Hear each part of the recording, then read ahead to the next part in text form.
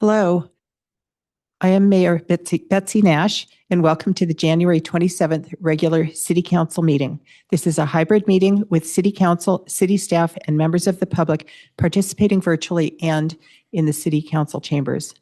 Please note, public comment speaker time may be limited if there are more than 10 speakers on any item. We also ask that if you are in person, please submit your speaker cards for all agenda items to the city clerk at this time. Roll call. I would like to introduce City Council members and staff present. In the City Council chambers are myself, Mayor Betsy Nash, Vice Mayor Jennifer Wise, Council members Drew Combs and Jeff Schmidt. City Council member Cecilia Taylor is participating remotely in the provisions of the Brown Act. City Council member Taylor, please let us know if there are any persons 18 or older present in the room and the general nature of your relationship with the individual. I am not using AB 2449. Do I still need to state that? I didn't before. Thank you, City Council Member Taylor. With the updates to the Brown Act that took effect in January, anyone participating remotely does have to acknowledge the 18 or older. Okay, there is no one over 18 in this space I'm in. Thank you. Thank you. In accordance with Government Code 54953 and the City Council Procedures Manual, when one or more City Council members participates remotely, agenda items requiring action will be voted on using roll call. This evening, the roll call vote will be taken with City Council member Taylor first, and then in alphabetical order using legal first name with the mayor voting last. Staff present include City Manager Justin Murphy, Assistant City Manager Stephen Stolte, City Attorney Nira Doherty, and City Clerk Judy Herron. City Clerk Herron, would you please provide instructions to the City Council and members of the public on how the meeting will proceed? Yes, thank you, Mayor Nash. So again, welcoming everyone to our regular January 27th City Council meeting. For members of the public who wish to provide comment on an item on tonight's agenda, if you are in person, we ask that you complete a speaker card and return that to me here at the clerk's desk.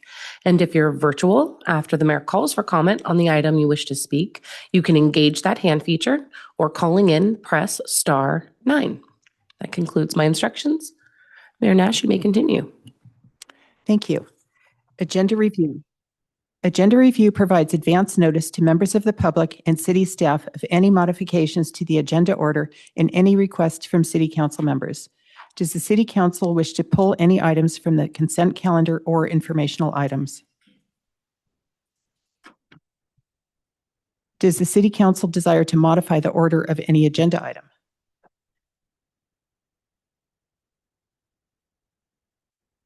All right, public comment. Under public comment, the public may address the City Council on any subject not listed on the agenda.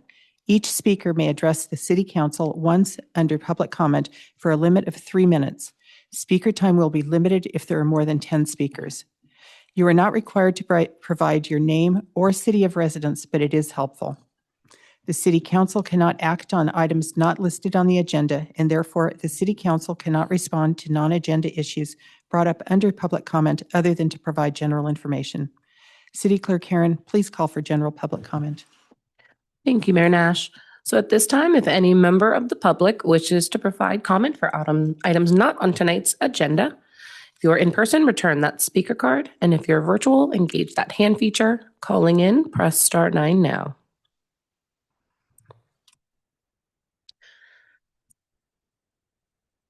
Okay, we currently have 2 speakers, so this will be the final call for public comment for items not on tonight's agenda. All right, our first speaker will be Virginia Chang-Karali, followed by Naji Ali.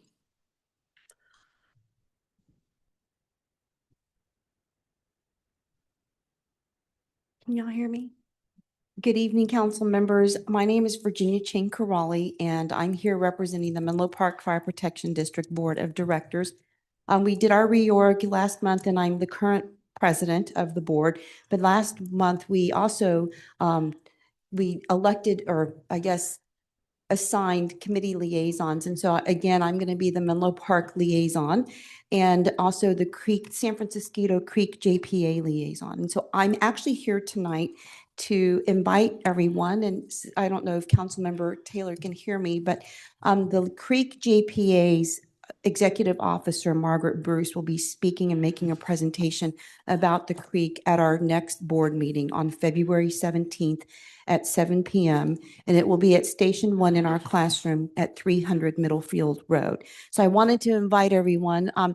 This is just going to be a general overview of what the Creek JPA does. The fire district is not a member of the Creek JPA, but we obviously protect the areas along the creek from, Weekend Acres down to East Palo Alto. So I thought it would be good for the fire board to understand exactly what the Creek JPA does and to give our fire board directors just information, and they may have questions. I don't think we've ever had a presentation, but I wanted to make sure that y'all knew about it so that you can put it on your calendar and, feel free to come. We'd love to have y'all there.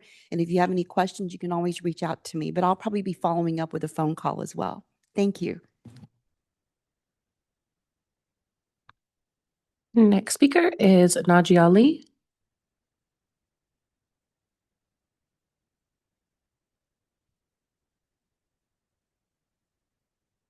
Okay, Naji, Good give me evening. just one moment to get the PowerPoint up. Thank you.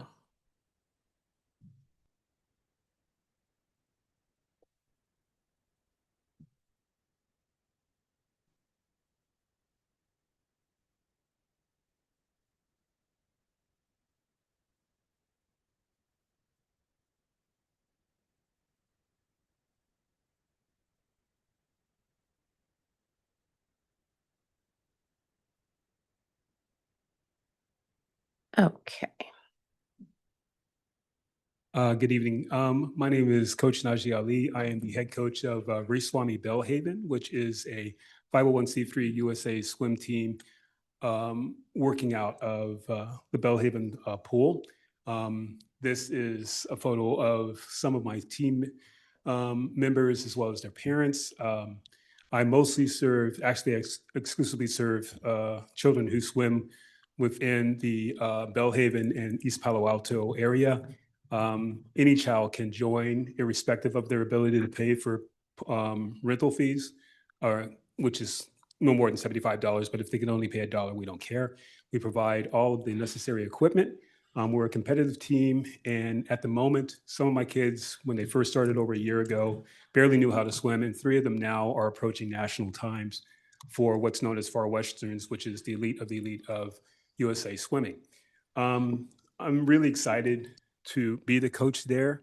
I live in Oakland, so I have a 2-hour commute on BART, then I take Caltrain, then I ride my electric bike down, stay until 6 o'clock and come back. Needless to say, my wife is not speaking to me right now because I am a swim widow, but that's okay. She supports me 100%. I'm very thankful for the opportunity to be here. Mayor Nash has been very supportive, as well as Councilwoman Taylor, in our efforts to try to make sure that we have access to swimming for our kids.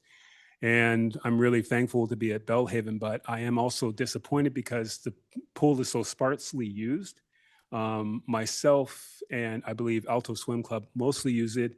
I have suggested trying to have other opportunities such as water polo, which I was more than happy to try to set up, but I haven't heard anything back from people with regards to that. I had the resources as well as the coaches to make that happen and to make it available for the kids in that area, but so far received no supplies or replies in regards to that. And the other thing that has been kind of frustrating me as a renter is just this past winter, just prior to when the pool was going to close down for a few days for the Christmas holidays, there was a number of mechanical issues that happened in a brand new pool, which I find ironic because it is a brand new pool. And to give you a little context, I work within the city of Oakland, and we have equipment that's been around since before Edison was born, and we still managed to make it work. So my concern is I want to make sure that the equipment is working properly, that the renters have the opportunity to not only be there, but also to have the opportunity to make more services available if we're willing to offer more programming. And thank you very much for your time, and I appreciate the opportunity to speak.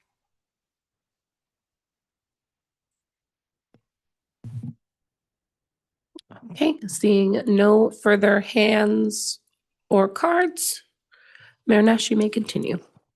Thank you, and thank you to the public speakers. Presentations and proclamations. We have one presentation and one proclamation this evening. The presentation is item E1, HIP Housing Annual Calendar Contest. Here to make the presentation is HIP Housing Board Member Brian Perkins.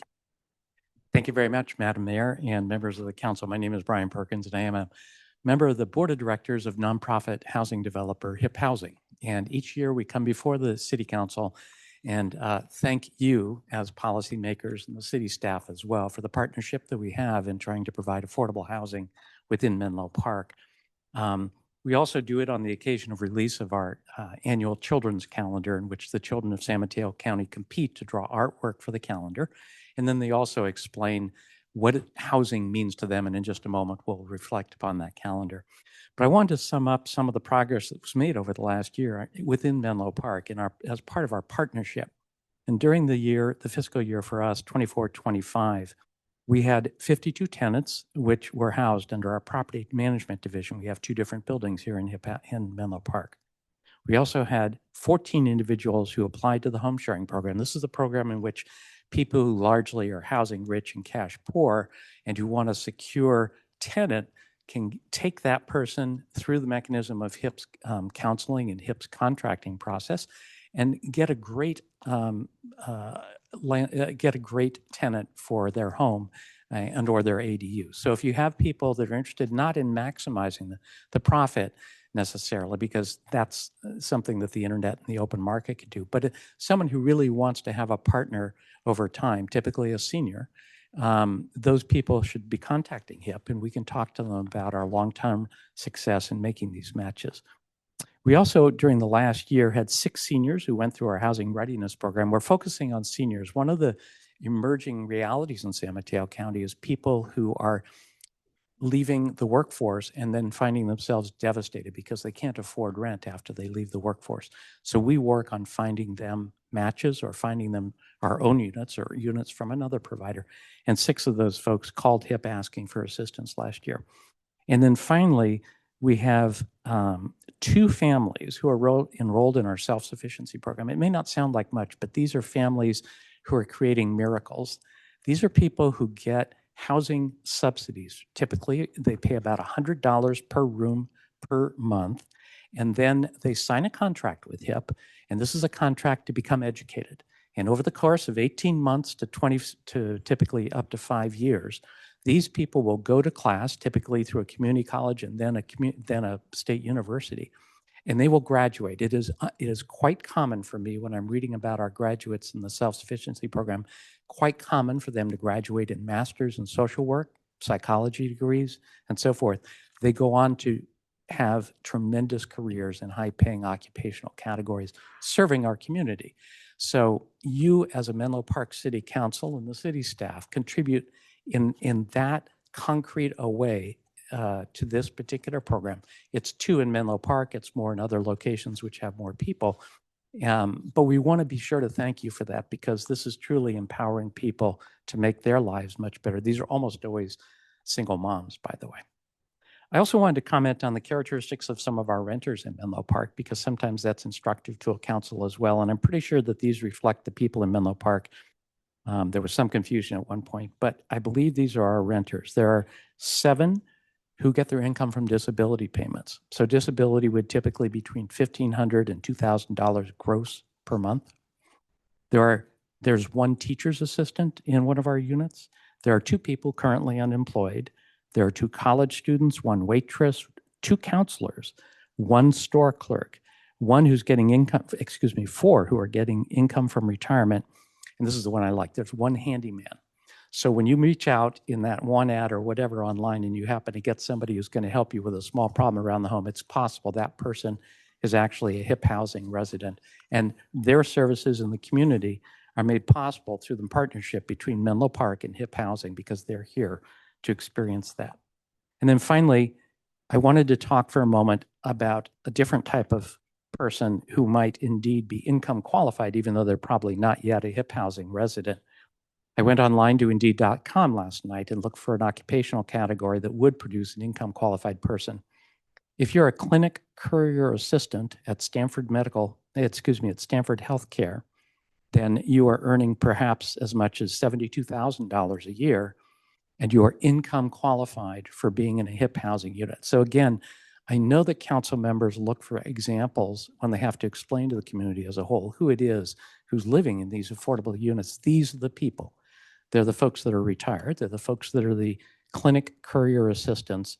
They're the store clerks and so on and so forth. And we thank you so much for that partnership. Finally, our calendar this year has some wonderful children's art. So if you want to take a moment from the news cycle and just have a chuckle and enjoy it, the calendar this year, for example, in January, is this wonderful picture by a young lady from Belmont, and she's a kindergartner. And she was asked, "What does housing mean to you?" "My home is like a rainbow house. It has ice cream, fish, and lots of colors. At home, I laugh, play, and get big hugs. My home means love and happiness every day." So when you look through the thoughts of kindergartners through fifth graders who are reflected in the HIP calendar, and when the community looks at the role that affordable housing has, we would hope that we would have the same optimistic perspective as a kindergartner. We would hope that we would have the adult expectations for success which all of us should have, that everybody is included within Menlo Park or the peninsula as a whole, and that we value all of those who each year their residence is made possible by this cooperative relationship. Thank you so much. I'm happy to answer any questions on behalf of HIP Housing. And by the way, HIP stands for Human Investment Project. We don't make a big issue out of it, but that's really the core of our philosophy. Thank you very much. Let's turn and call for public comment at this time. Thank you, Mayor Nash. So at this time, for any member of the public who wishes to provide comment on our presentation E1 from HIP Housing for the annual calendar contest, if you are in person, return that speaker card. If you're virtual, engage that hand feature. Calling in, press star 9 now. Final call for public comment on presentation item E1. Seeing no hands or cards, Mayor Nash, you may continue. Thank you. Are there any questions or comments from the dais? Or Councilmember Taylor? All right. Well, thank you so much, Mr. Perkins. Thank you. Do all of you have a copy of the calendar? Okay. And I've got There's one copies here. for the public too. Thank you so much for your Wonderful. time and for your cooperation. Thank you.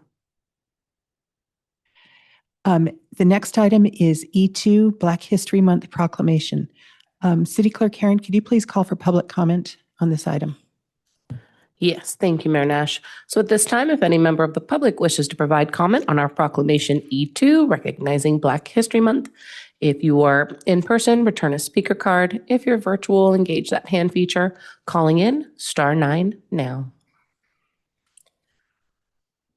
Final call for public comment on our Proclamation E2, recognizing Black History Month. Seeing none, Mayor Nash, you may continue. Thank you. Black History Month. Whereas during Black History Month, we celebrate the many achievements and contributions made by African Americans to our economic, cultural, spiritual, and political development. And whereas Black History Month grew out of the establishment in 1926 of Negro History Month by Dr. Carter G. Woodson and the Association for the Study of African American Life and History. And whereas the 2026 theme is Century of Black History Commemorations, marks 100 years of national observations dedicated to honoring the lives and struggles and achievements of African Americans.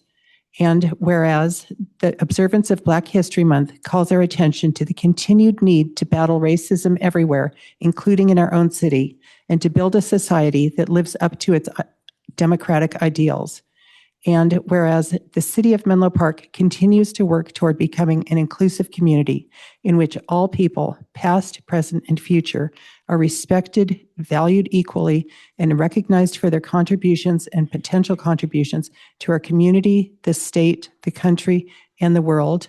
And whereas February 7th, all are invited to attend the City of Menlo Park's 4th annual Black Liberation Month celebration at the Belle Haven Community Campus, which will include a walkthrough of Black history, decade by decade, food, cultural entertainment, and more. So now we would like to, now therefore be it proclaimed that I, Betsy Nash, Mayor of the City of Menlo Park, on behalf of the City Council and City, do hereby proclaim and celebrate February 2026 as Black History Month in Menlo Park. Now we would like to invite Library and Community Services Supervisor Rondell Howard to accept the proclamation.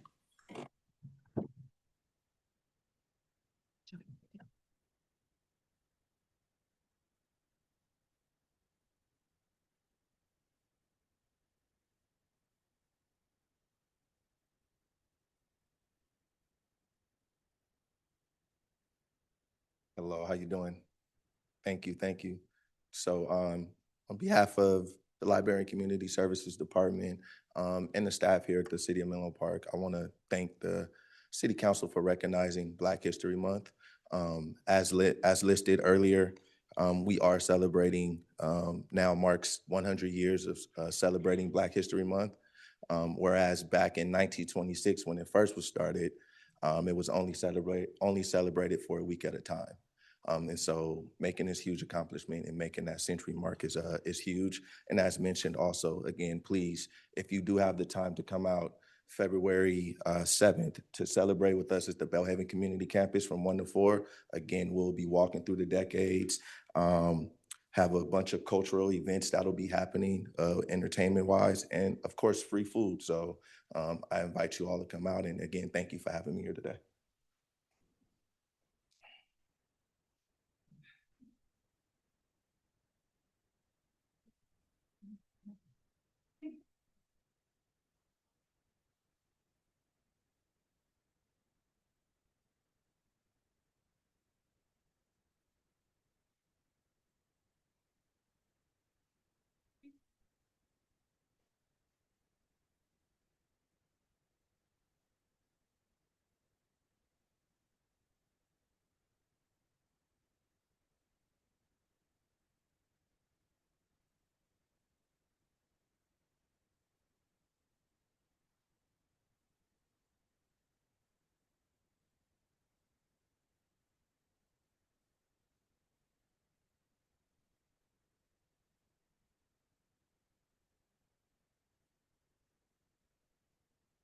Consent calendar.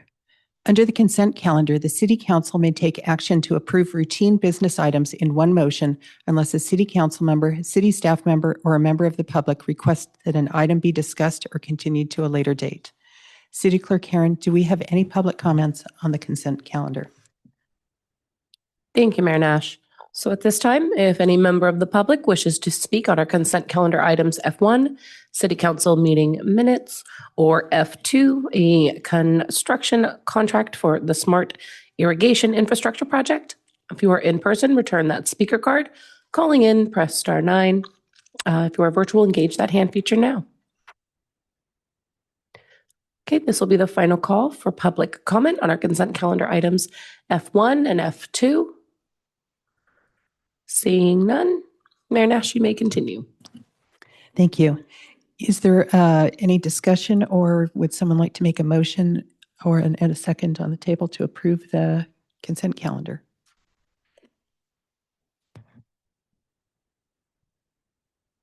We're doing it in person now. And I believe we're doing this By roll call, because we by have roll one call. Yes. Yeah. So I'll need verbal motions in seconds.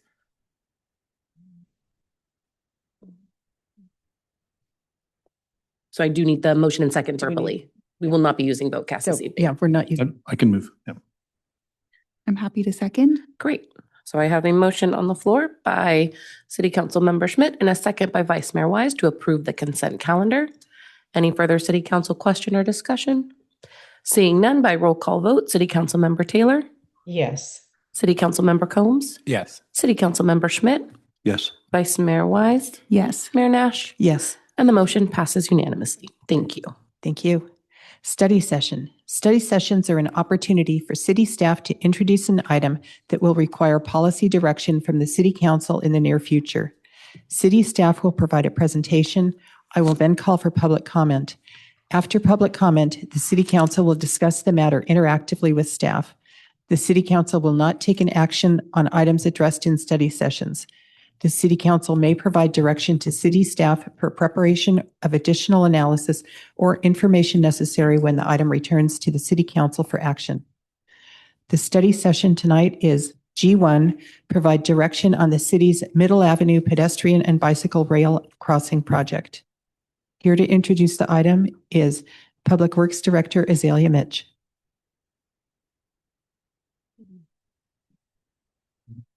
Good evening, council members. Azalea Mitch, Public Works Director, here to discuss the Middle Avenue pedestrian and bicycle rail crossing project. With me tonight are Sherry Bullock and Lynn Juan, who both lead the capital delivery team for Caltrain. And they'll be ready to answer any follow-up questions. So the agenda for tonight, I'll provide a brief background and history of the project, the status, cost, options for your consideration, and discussion on the next steps.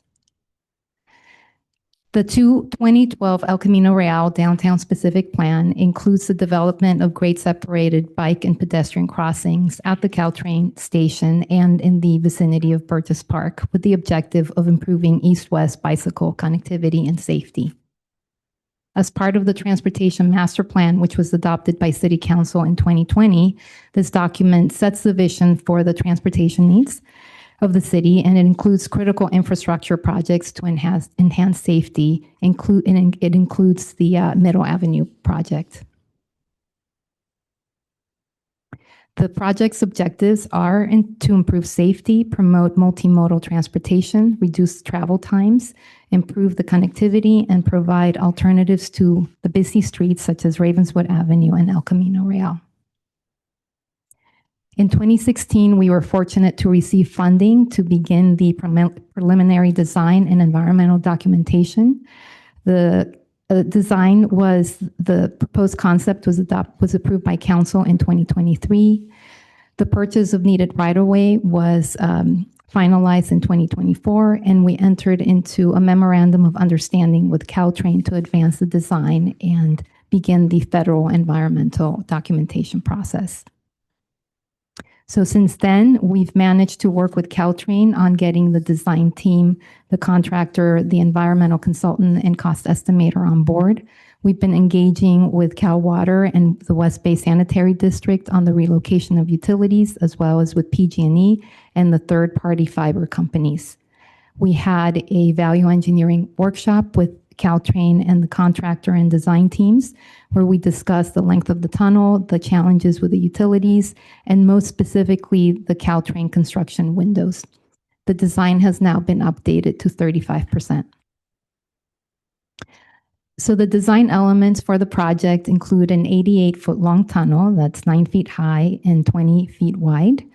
There are two general construction approaches. One is to support the existing 2 tracks and not disrupt the Caltrain operations. The tunnel would be box jacked underneath, and this would be done over 4-hour non-revenue windows or a combination of non-revenue hours or revenue with single track in service under the second option.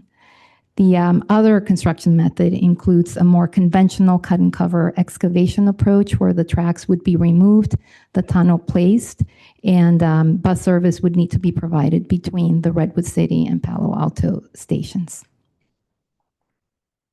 We were able to obtain costs on the varying approaches relating to the construction windows as well as the method and the duration of the project. As you can see from the table in this slide, option 1, which focuses on the short nightly closures, is the most expensive and has the longest duration.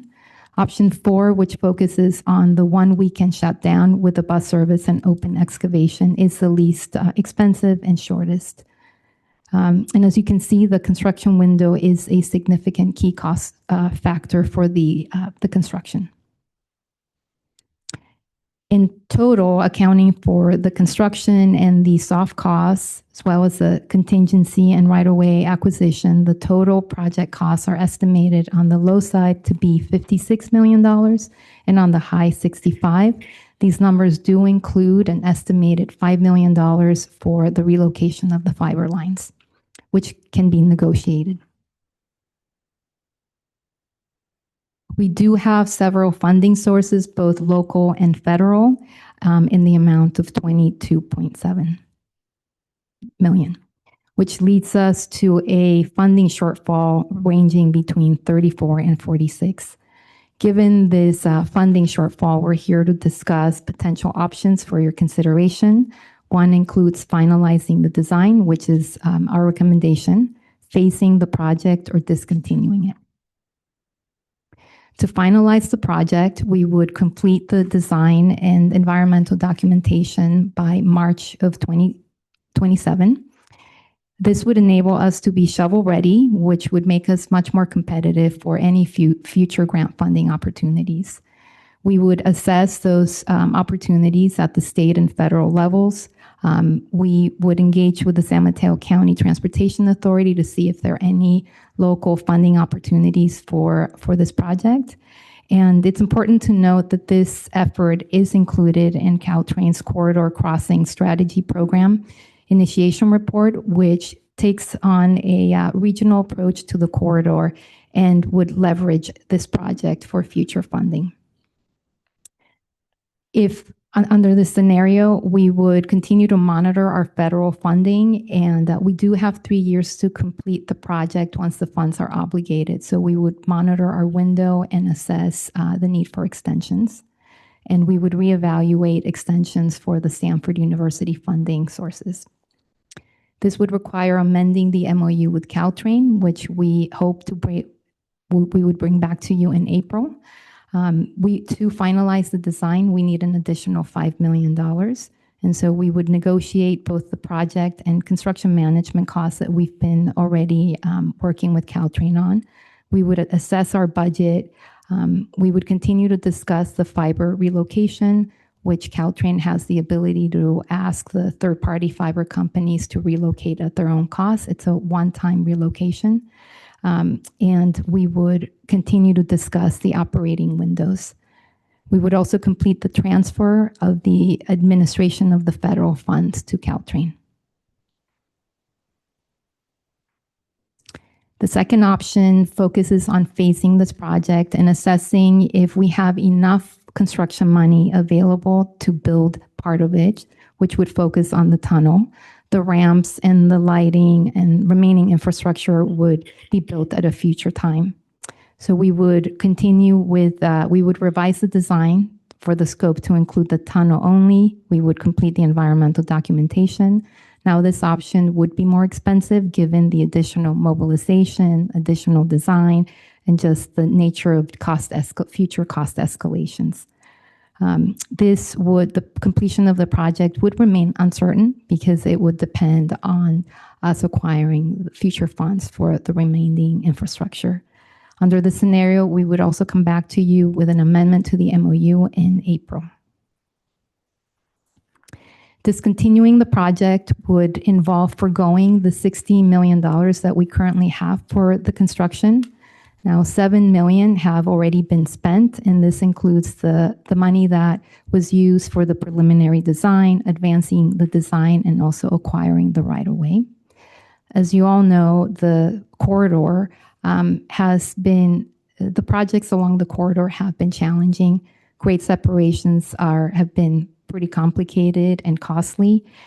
So the corridor is dealing with just challenges on the grade separation front. And we recently learned that there are no county funds for our own grade separation project, which means that by discontinuing this project, we would not really have a future opportunity for a grade separation effort of any kind, bike ped or any separation at the 3 crossings until the entire money is secured. So we seek your direction in assessing the next steps, whether we finalize the design, which is our recommended option, phase the project, or discontinue it. With that, we can take any of your questions. Thank you. City Clerk Karen, let's go to public comment at this time. Yes, thank you, Mayor Nash. So at this time, any member of the public wishing to speak on our study session item G1, direction on the city's Middle Avenue pedestrian and bicycle rail crossing project, If you are in person and haven't already, please return a speaker card. If you are virtual, engage that hand feature. Calling in, press *9 now.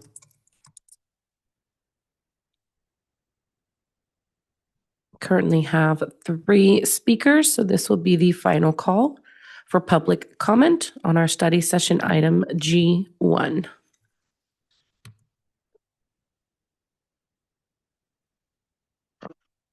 All right. So our first speaker will be Sue Caton, followed by Michael Barclay.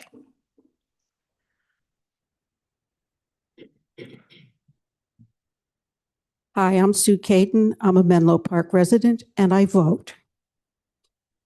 Why are we spending all this money on a bike tunnel to improve safety? When was the last time a pedestrian or a bicyclist hit a train or was hit by a train crossing at Ravenswood? This bike tunnel is a quarter mile away from Ravenswood. Why can't people walk or ride their bike a quarter mile? I did some math on the numbers. We have approximately 30,000 residents. This bike tunnel is projected to cost about $60 million. Assuming every single resident used it, that would be $2,000 per person. But we know every person in the city is not going to use this bike tunnel. More like 1% of the people will actually use the tunnel.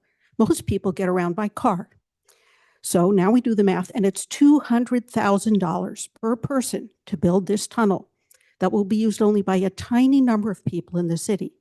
Is this the best use of our money?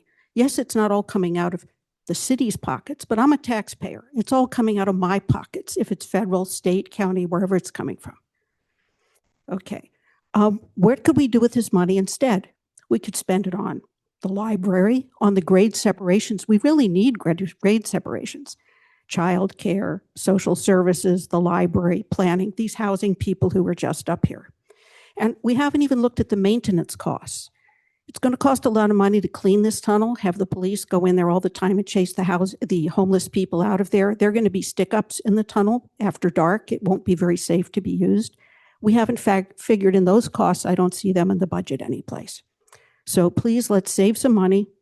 Let's let people walk or take their bike up to Ravenswood, which is what we're doing now. It works just fine. And please discontinue this boondoggle. Thank you.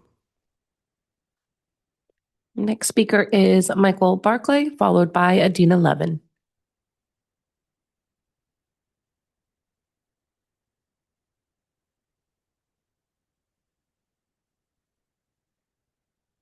I'm Michael Barclay. I live in West Menlo Park in District 5, and I've lived here for 32 years. This project is a huge waste of money and should be terminated right now. I'd like to put this tunnel in perspective from a cost-benefit analysis. The tunnel's budget is around $60 million total, of which the unbudgeted shortfall is $35 to $40 million. And with cost overruns, it'll probably be a lot more. Those are huge numbers compared, for example, to the city's general fund budget of about $80 million, especially considering the city's other needs like housing in the downtown parking lots or elsewhere.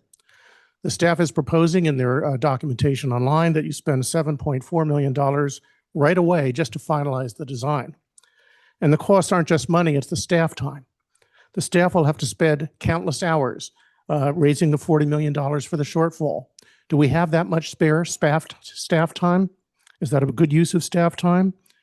And what's the benefit of the tunnel? Under existing conditions, if a bicyclist or a pedestrian wants to cross the railroad tracks at Middle and El Camino, they can now go a quarter mile north to Ravenswood or a little more than that south to Alma. Excuse me, going north from Middle, pedestrians have a sidewalk that they can take safely runs the entire way to Ravenswood and then to the Civic Center or to Burgess Park. Bicyclists can avoid most of El Camino by riding a mere 300 feet north to the parking lot behind Big Five Staples and Charles Schwab to reach Ravenswood. So Menlo Park taxpayers are being expected to spend at least $60 million or more just to save pedestrians and bicyclists a quarter mile detour. And the question is, who's really going to use this tunnel? If members of the bicycle lobby follow me and say they want to have the tunnel, see if they say where the $40 million is going to come from. Let them tell you how much staff time the staff will have to take to raise that $40 million. I'll tell you who will use the tunnel. The homeless will use the tunnel as a shelter, especially at night. No one else will use the tunnel at night. Even during the daytime, how many people will use the tunnel if they have to dodge homeless people to get through it? The staff report doesn't discuss ongoing costs of additional police to keep the tunnel safe or maintenance to keep it clean. Finally, consider something called the sunk cost fallacy. The more money you keep spending on this project and the more staff time is used, the more you'll feel you can't abandon the tunnel because you've invested heavily in it, even when it's clear abandonment would be more prejudicial. If you proceed, what the staff says, and spend $7.4 million right away to complete the design, people will argue that having spent that much, you have to spend another 50 or 60 million to actually build the tunnel. Instead, please kill this tunnel right now and before you spend any more money or staff time. Thank you. The next speaker is Dina Levin, followed by Katie Baruzzi. Hello, good evening, Mayor, council members, and staff. Thank you very much for this update. It is challenging to see these cost escalations, but I would like to urge the City Council to accept the staff recommendation. In terms of the users of the project, this project will connect the city's recreational facilities on both sides of the tunnel and schools on both sides of the tunnel. So the people that are using it are children who get back and forth, and the people who benefit are not just children or perhaps seniors, but also people who are driving and who are not impacted by parents who are driving their children to practice into the park every single day. This is a benefit to the housing developments that we have already planned with the SRI project and other housing developments that will, possibly be enabled. The mixed-use developments that are already on the west side of El Camino Real, as well as future developments where people who can get back and forth by walking and biking and getting to Safeway by walking and biking are once again not causing traffic congestion and getting in the way of drivers who want to drive where they're going efficiently. In terms of funding, these types of projects always have multiple funding sources, and the only a small part is a contribution of the city. Stanford has been around for 140 years, and negotiating to extend their funding is a really good idea. There is regional funding, as well as the next go rounds of county funding as we raise more funds for county bike and ped. I think that the concern about homeless people potentially using a tunnel. We do have homeless people who utilize our parks, and I don't hear anybody saying, let us close down all of our parks because a homeless person might be sitting in a park. I think that we have, opportunities to engage with and have people have better housing options than being on the street and having security, just like we have security for our parks and streets and so on. This really is something that adds a lot of value for people, coming from side to side and supporting our land use goals and our children and seniors, in addition to adults. So thank you very much, and would urge you to go ahead and get the design and keep working on finding the funding. Thank you. Next speaker will be Katie Baruzzi, followed by Ken Kirschner.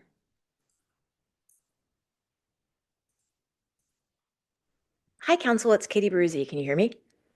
Yes, go right ahead, Katie. Thank you.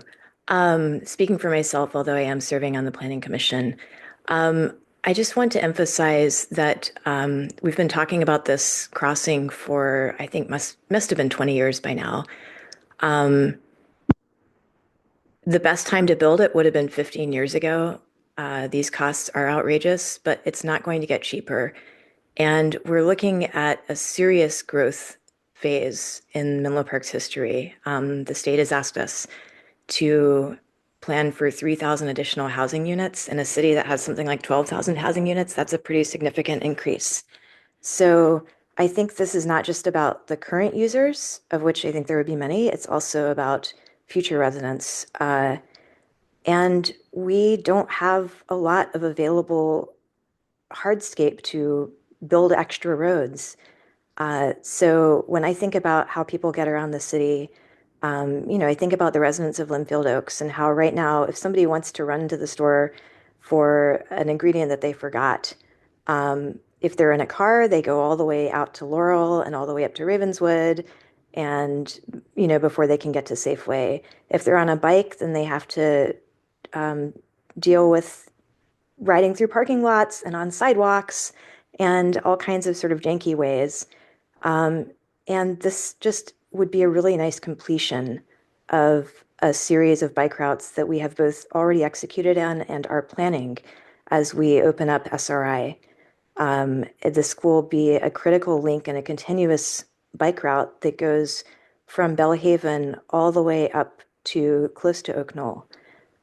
So I do want you to be thinking about the future as well as, the present day. Lots of people can't bike and walk places. Lots of people can't drive places. And for a bunch of us, we have choices. As we continue to add more people to our community and our roads get busier, I would like for current and future residents to have more choices for how they get around. And I want those choices to be safe, and I want those choices to be comfortable. And I just think this is what a civilized society does. We invest in infrastructure. We try to create a more welcoming and hospitable environment for everybody. Thank you so much. Next speaker will be Ken Kirchner. Okay, Ken, it looks like you might have put your hand down. There we go. That's because I knew you were going to call on me. All right. One of the most immediate citywide benefits of the Middle Avenue Tunnel project is relieving the pedestrian and bike pressure at Ravenswood Avenue. Ravenswood is already congested today, and that pressure is only going to increase as housing is added in central Menlo Park and activity grows at the SRI and USGS campuses. Right now, Ravenswood functions as a catch-all crossing because there are no other safe, convenient alternatives. Cars, buses, pedestrians, cyclists all funnel into the same constrained space. The Middle Avenue Tunnel provides a direct parallel route that redistributes demand rather than forcing everyone into a single choke point. Imagine that future congestion when there's a grade separation at Ravenswood. This is why the project should be understood as a network improvement, not a standalone amenity. By removing the railroad as a barrier at Middle Avenue, the project improves east-west connectivity, shortens everyday trips, and gives people a practical reason not to funnel through Ravenswood for routine walking and biking. School access is an important secondary benefit.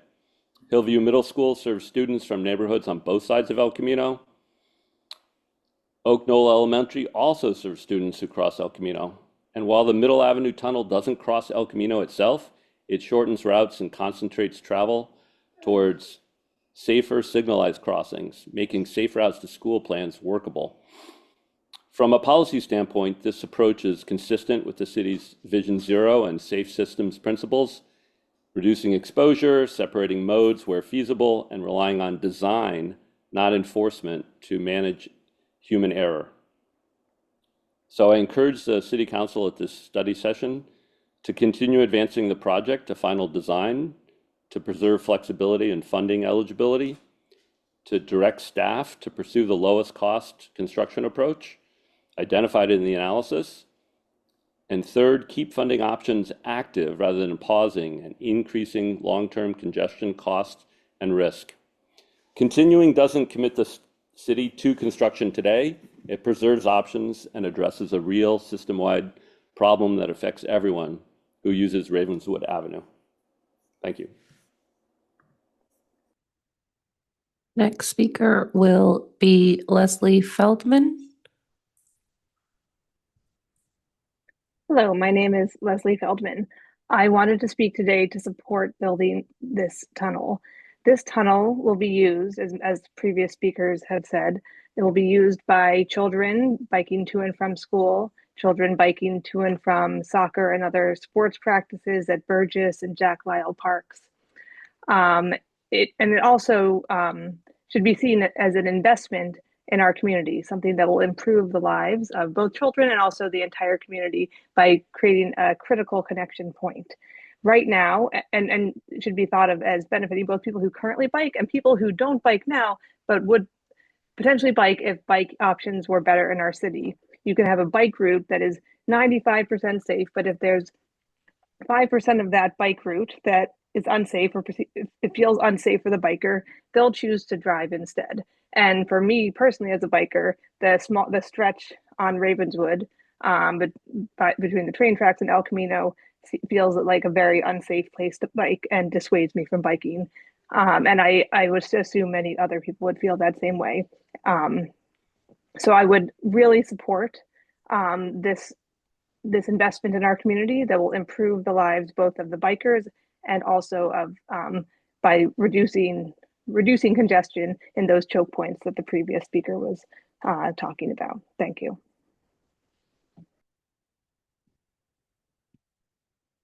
Okay, seeing no further hands or cards, Mayor Nash, you may continue. Thank you, and thank you to all the public speakers and the heartfelt comments. What I'd like to do, bringing it up to the dais, first is if anyone has any questions they'd like to have answered, go through that first and then get to the discussion. Does anyone have questions? I think you've just volunteered. Thank you. Okay. Councilmember Schmidt. Thank you, Mayor Nash.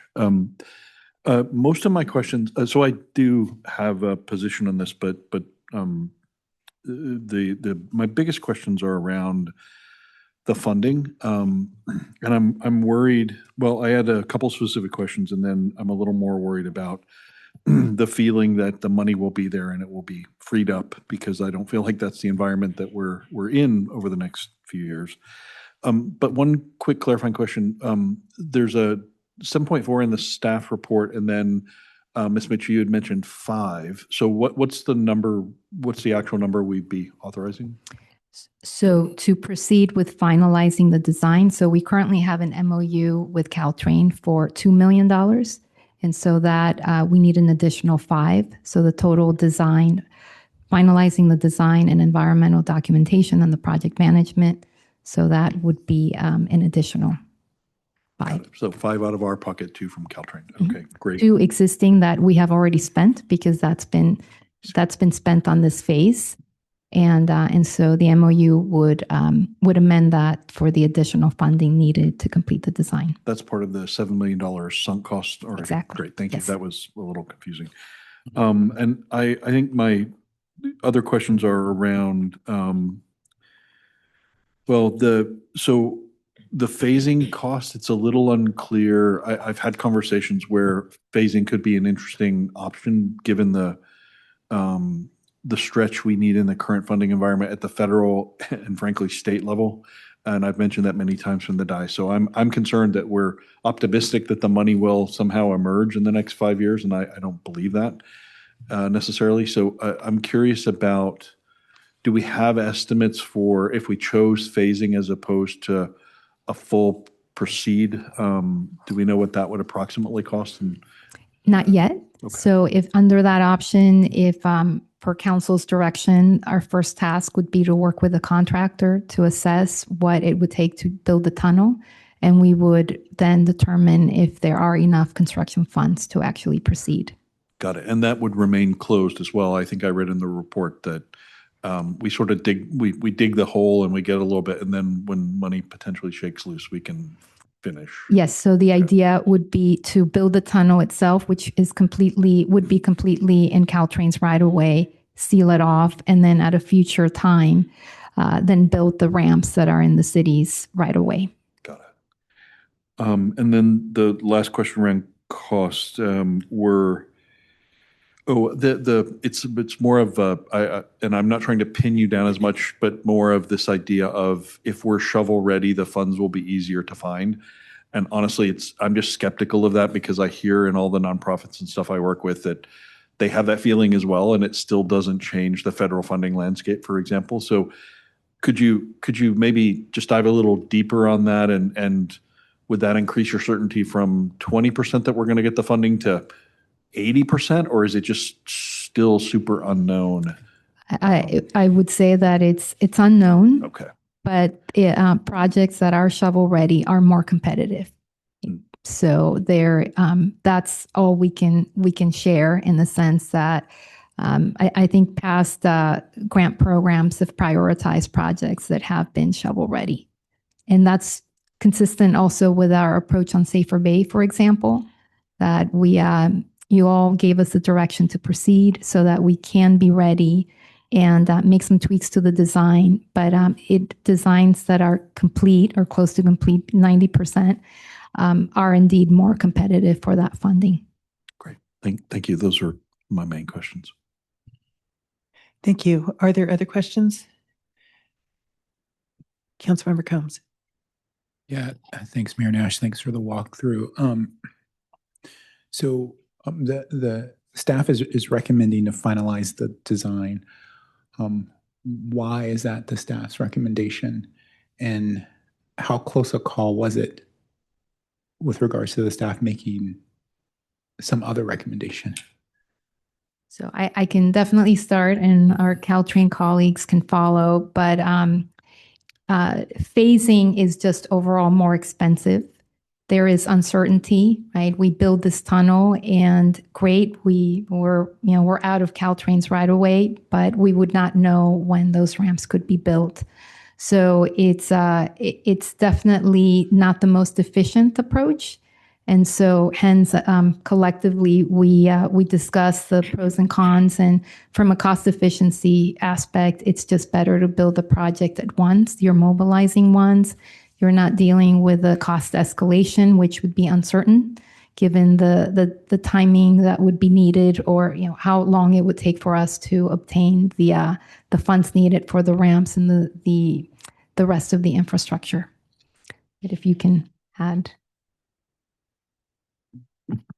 Hello. Thanks, Azealia. I'm Sherry Bullock. I'm the Interim Chief of Design Construction for Caltrain. I support the staff recommendation. Phasing is sort of pushing the construction into pieces. As we know that we are in the end of 35% design. We are in the process of needs to pin down one option, which is the least disruption to the community, least disruption to Caltrain service, but also the quickest to build this. Phasing, if you pick one piece of any of the scope work, easy to say on paper, it's very difficult to implement on the ground, not to mention the increased contract mobilization costs, escalation costs, and you don't know when you're going to come back. The disruption to the community and the surrounding area during the construction, which you don't have an independent utility once you finish that piece.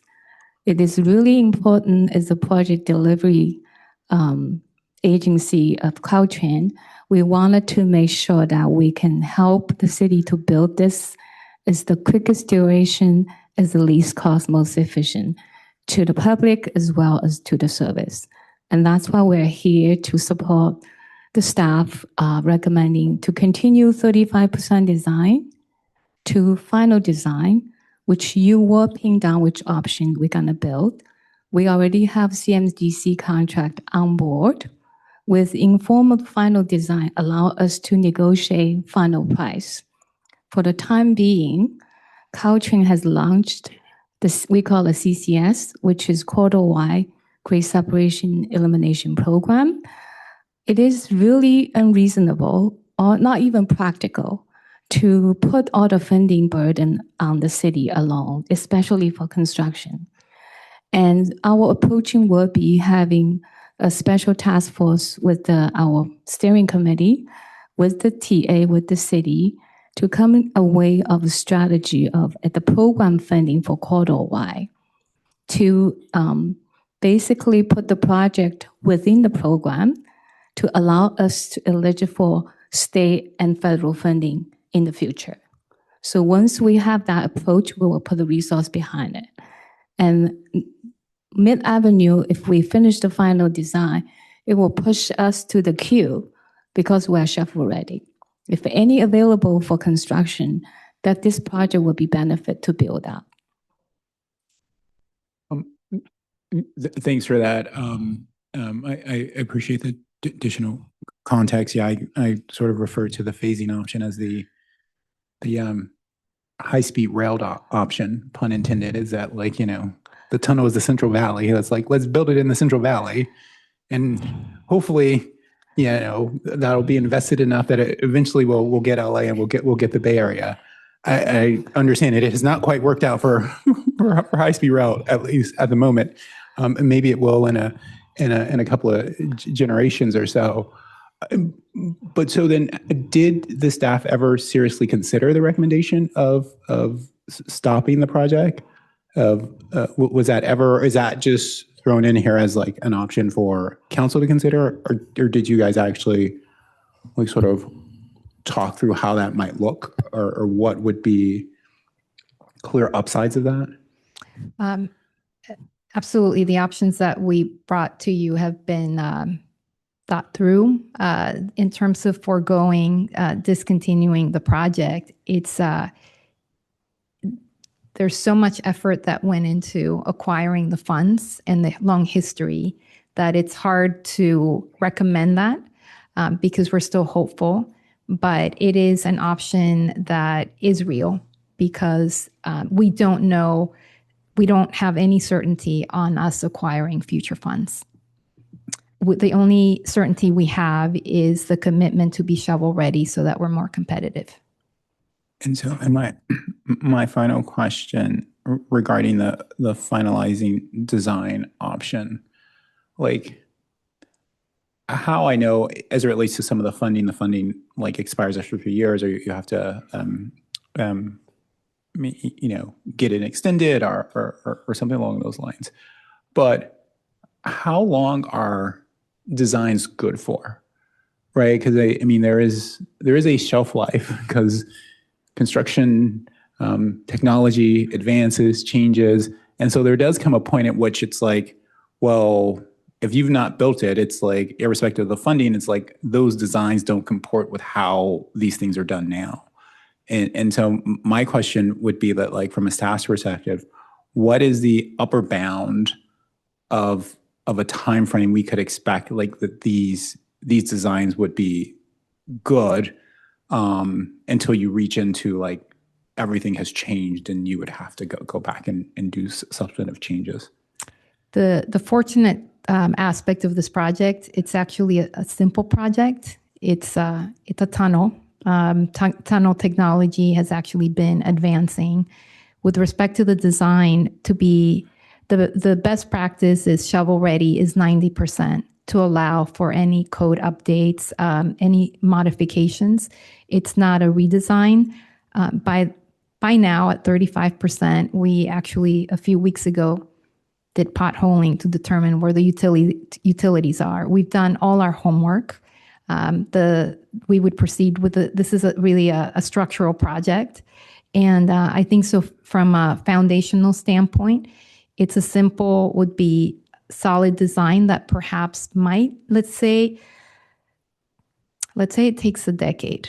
Right? Obviously that design would need to be updated, but the homework would have been done and it would be an update to the design. And so again, the finalizing is to 90%, correct? And so we're at 35%. Like, so there is some value to the 35%. Like, right, you could sort of shelve that. Like, right, how good is that for? Is that also good for like a decade or so, or? Absolutely. I mean, the homework is done unless there are major changes to the area and you have a new project. But we don't see that along the corridor in terms of this segment. So yes, there is indeed value to the 35%. And indeed, I mean, another option in terms of we've invested money into this design. A lot of homework has been done, and it would take us a little bit over a year to complete it. So indeed, if the thought is to then shovel this design, from a competitive standpoint, it's not that competitive because it's still a preliminary design. Yeah. Thank you. Councilmember Schmidt. Just don't lose that thought is when you say a year, is that to get us from the 35 to the 90 that you were talking about? Yeah, in this case, we would typically shovel ready, right? Because there's an uncertainty in time. Yeah. They're taken up to 90. Oh, great. Thanks. Any other questions? All right, I actually have one question, and that's looking at the Middle Avenue Caltrain crossing revised design that's on the website. It says that the tunnel is 3 feet deeper to allow construction without disrupting train service. If in fact it looked like the open excavation actually disrupts it for one weekend, and then I guess my question is there any chance we can actually not have it 3 feet deeper? Because that obviously adds to the ramps, just to the whole project being a larger project. Yes, I can start answering, and maybe Lynn can chime in. So we did discuss the tunnel depth. The cover is actually rather minimal. The corridor has changed. It's electrified. The tunnel was moved to be closer to the switch. So there are other elements that, based on Caltrain's review and feedback, the current depth is the minimum depth that we can actually have. Okay, thank you very much. Yeah. And Councilmember Schmidt. No, I think everybody's had a chance. So sorry, I actually had a part two to my set, but I wanted to give everybody a chance to jump in. Again, maybe Councilmember Taylor.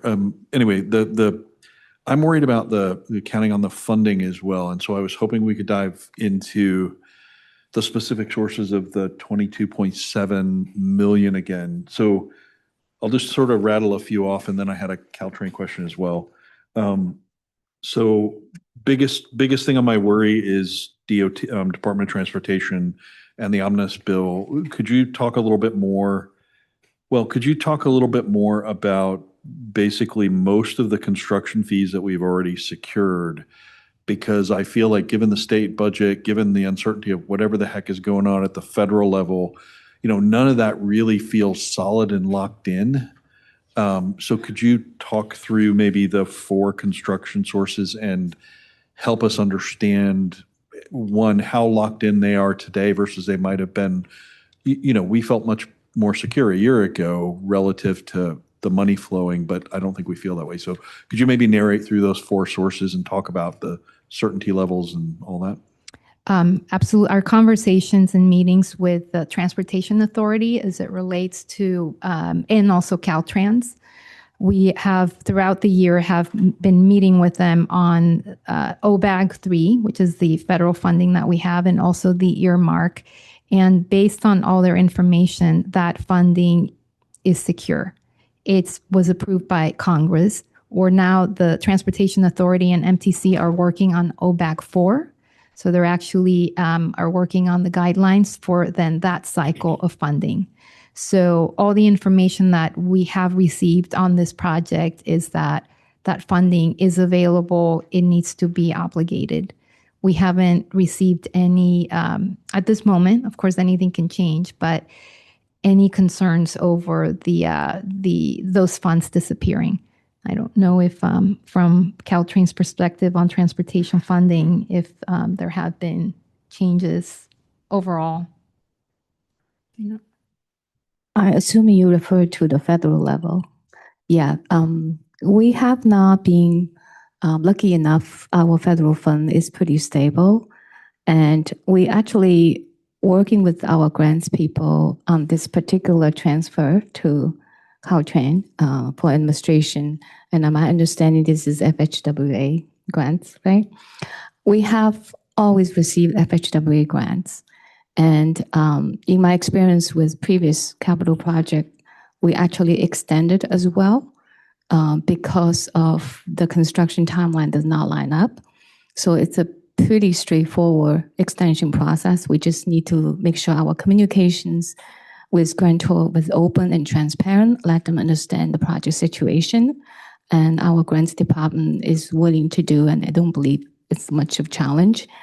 That is why really important for all of us is advanced design and pin down the option, know exactly what is cut and cover or go under, and work with our operation, pin down the work window so we can have a pretty firm total of the cost for this project and firming our funding gap. And therefore, we'll be able to provide a timeline to the grantor to understanding if indeed we're going to extend and what's the extending period will be for the FHWA grants. I hope that answered the question.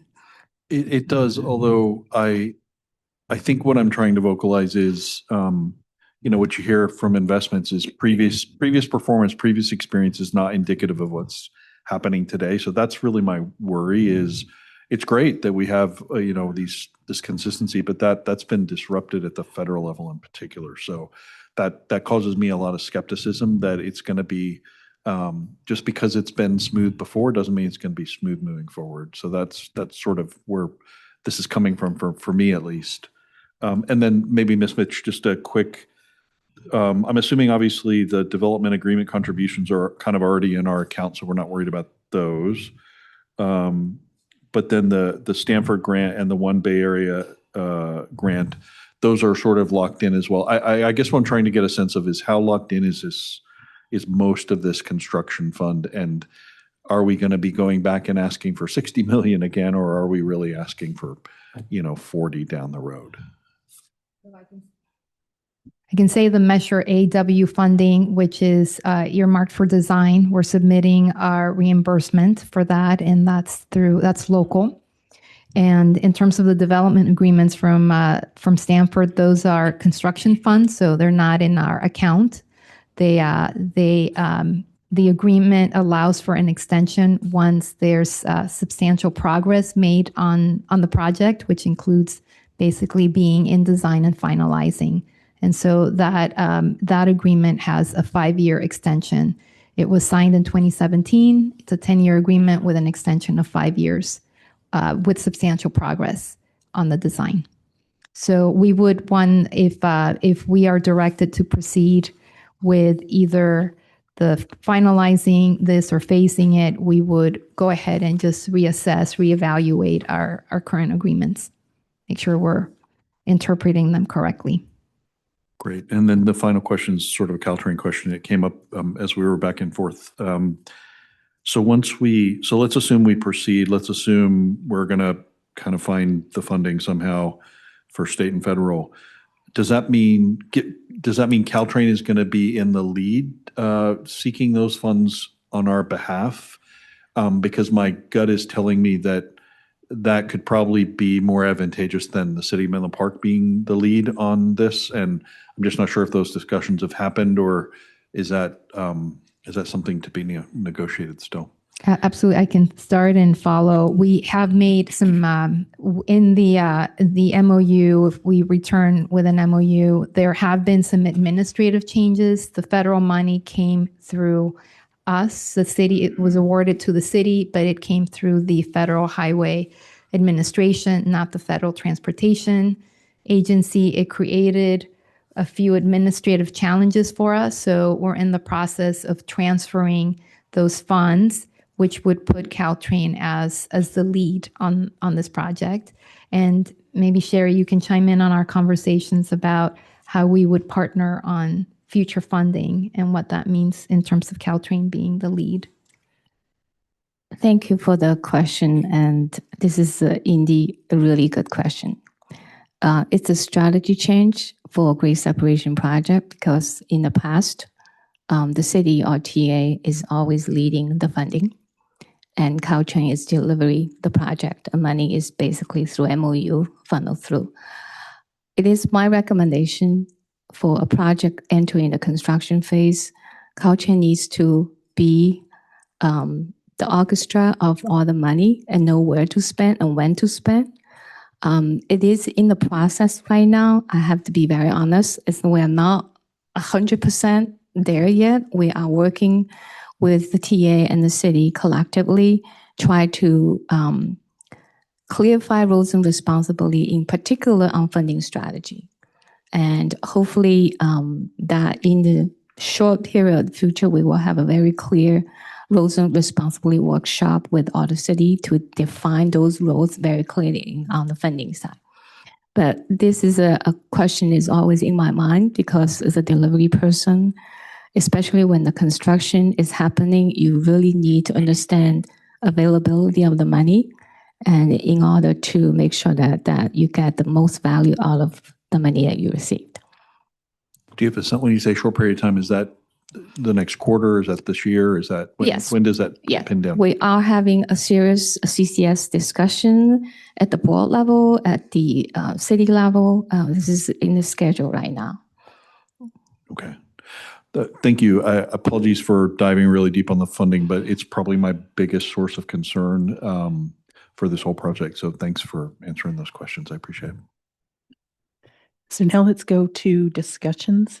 I don't know if you want to continue on that or if there's someone else who wants to. Councilmember Taylor.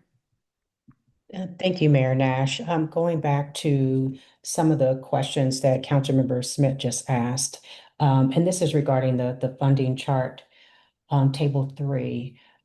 As far as the Measure A funding, once we are reimbursed, does the city have an opportunity, if we move forward with this project, to apply for more funding?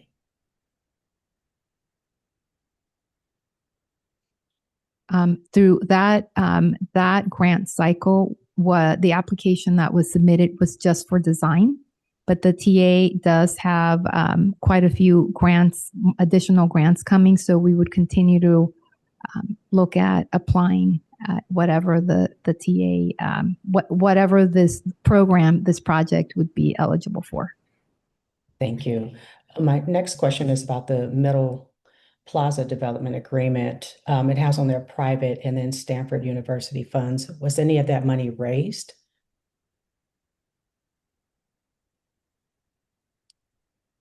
Councilmember Taylor, can you clarify in terms of raised? It is. So was it fundraised? It says private. Oh, they're part of the development agreement for the specific to the construction of this project. So they would be provided to the city once we are in construction. So they're per the development agreement. They're committed to the city Once the construction begins. And then as far as the OBAG grant, for the 3rd cycle, we've already applied. Are we planning to apply for the 4th cycle? Or will we be eligible? That's something we have to talk to the TA about in terms of how, if the program allows to continue to fund existing projects. Yes, great question. We will follow up on that. And with the funding, the reason I ask is because I believe that this is funding that CCAG approves for the TA. And so since we do have a seat on the CCAG, there's an opportunity for advocacy around the 4th cycle. And let's see, do I have any other funding questions? I think those are all my questions regarding the funding. Thank you. Councilmember Taylor, would you like to go into any discussion points or not at this point? Not at this point. Thank you. Well, I will jump in with just some comments and I guess sort of looking for confirmation from Ms. Mitch and the Caltrain, and that's in reading the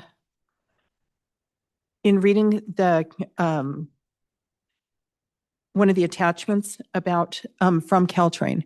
It looks like the Middle Avenue bike ped new undercrossing is listed as a fairly high project within the sequence elimination projects. And both from looking at this, reading the report, and also from a few discussions I've had with others, it seems like we're in pretty good shape if we move this project forward, because while there's 4 other projects ahead of us, those are all many hundreds of millions of dollars. And so as a smaller project, 60 million is, I have heard, is more likely to get perhaps get funding. At least it would be viewed favorably, and also as an active transportation as a project that would be also viewed favorably. Can you comment on that, please? Your observation is right on. That's the reason why we're here. As you know, the ranking will be changing, updated annually. That's the reason why your proceeding next phase is so important. Broadway building gained $300+ million gap. Ringstoff, $99 million as of today, will continue increase if we're not starting construction 2027, even though they are already in 65% design. Mid Avenue, the reason why we believe I just say you're going to push yourself into the queue to be shovel ready is because it's a very simple, straightforward project. And we believe if we can work collectively together, come with a very good funding strategy and a committee, go after shovel-ready project funding at the state or federal level, and this project is having a very high chance to get pushing out first. Thank you. That's good news. Councilmember Schmidt. I can jump in. So so I know this is a study session, so this will come back to us when we actually are going to be allocating the funds for this. So I think I have a couple of requests between now and that point in time. I'd definitely like to see more detail on the phasing costs, just because when we make the final decision whether to proceed, it would be good to know with more clarity. Even if they're estimates and we don't hire somebody. So that's one thing I hope we can have. Obviously, more detail on the Caltrain MOU discussions that you had mentioned, and the outcomes of that would be good to know. Third thing is it would be helpful, I think, to Councilmember Combs asked a lot of the questions I had around timing and design and how long it's good for. So it'd be good to get a little more granularity on the timelines for design and construction, how long those things are valid for, just even if they're estimates. And then the final kind of point is clarity of the funding strategy and the timeline around that. That last batch of questions that I asked around, I know we have some of the basic details, but the funding strategy is probably the thing that worries me the most. I will make a kind of where my head is. I was a hard no. Honestly, I think discussions about this is the price tag is way too much. And I was looking at this through a lens of convenience, and a lot of the public commenters made that same thing. And I'd started at that position, and I'd been that way for a while. What I had done in the interim was think about the city in District 3 and growth. So to me, as I've been thinking about this, it's a trade-off between convenience and growth. And when I look at the 3,000 units that we're required to build this year in the cycle, in the RENA cycle, and I will continue to say this to my last breath, I actually think we're going to have to build 3,000 or more units in the next cycle. That's adding roughly potentially 10,000 people to our city. A lot of it's going to be potentially in District 3 through the projects that we have in the hopper. This becomes a growth question to me at this point. And then I'm not going to want to spend $60 million on convenience. I'm a bike fan, but that is not in the realm of possibility for me. But when we grow by 10,000 people, this might become much more of a necessity just to get through the city. So I'm open to a $5 million price tag if we have clarity on some of these deliverables and the ability to actually execute and get construction funding. So I'm leaning more toward a yes, let's proceed when that decision comes in front of us through the growth lens, not the convenience lens. So hopefully that made some sense. Thank you. Vice Mayor Wise. Thank you. Well, first of all, thank you to all of you for your questions because I had the same question. So that was very efficient. I'm in agreement with Councilmember Schmidt. While the price tag is shocking, I am already concerned about the Ravenswood area, and I am in agreement that I think it's only going to get worse. And I think this, while yes, again, the price tag is shocking, I think this will become a vital part of the area as we see extreme growth. So I am in favor of finalizing the design and also would like to hear more around the numbers as Councilmember Schmidt mentioned earlier. Thank you. Councilmember Combs. Yeah, it's very perplexing and challenging to work through what's the right approach here. Because even if we're not, hundreds of millions of dollars, without funding, it's not clear that we really are moving to the top of that queue. I don't know what that gets you. I'm going to be frank. It seems like just a queue of unfunded, projects that are likely in the future environment going to stay unfunded, or have some funding hopes and dreams that really are that kind of hopes and dreams. There's nothing really concrete there as to how you close this gap. And so I think my question would be to city staff is the idea that this gap gets closed, if it is to be closed, by availing this project of certain other funding mechanisms. Does the city have an ability to come to the table with $10 or $20 million? How does that look? What's the mechanism that gets you there? Because that's what I would want to see and understand of what happens when we're at the top of the list of unfunded projects and where we can take the prize for being at the top of the list of projects that stay unfunded. What are the things that we can do, if anything, that closes that gap? That's something I would want to know or understand when I think of how we proceed from here. Again, I think you have the votes to finalize the design. It looks like that's where the votes are going to be. So, my skepticism may be all academic, but I do have concerns that, we're just going to get to 90% and then the funds aren't going to materialize. It's not going to be a priority. Or then even if we're at the top of that unfunded list, when you talk about the actual value add or the impact, some of those other projects, have bigger price tags, but then, impact thousands of more people. And so then maybe they jump the queue at some point because of that ability to impact, way more people than this project. And so those are the things that concern me about finalizing the design or taking it from 35% to 90%, because I think at 90%, it will, possibly just sit on the shelf for a decade or even two.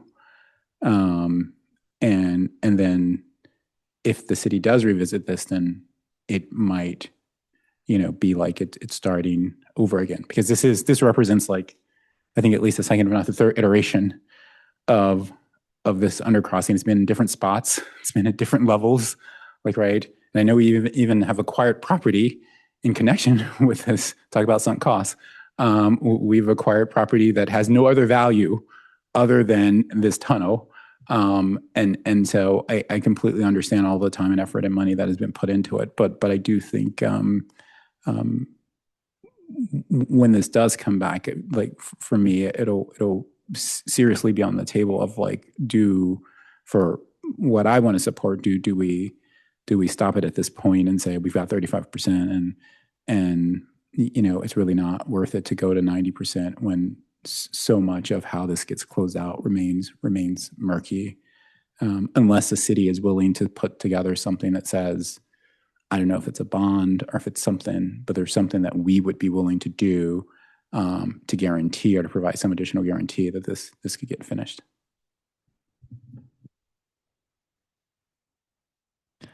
Councilmember Taylor. Thank you. I am in support of the design and moving forward and hopefully using option 4. And I agree with Councilmember Combs, and as the city CCAG representative, if there's anything that I can do, please let me know to help move this forward, especially when it comes to the funding. Thank you. Councilmember Schmidt. Yeah, no, I thank you both. And I wanted to put a finer point on what I was saying is I actually agree with Councilmember Combs too. This is not a vote for finishing the design in my view. We need a solid strategy. I love that phrase.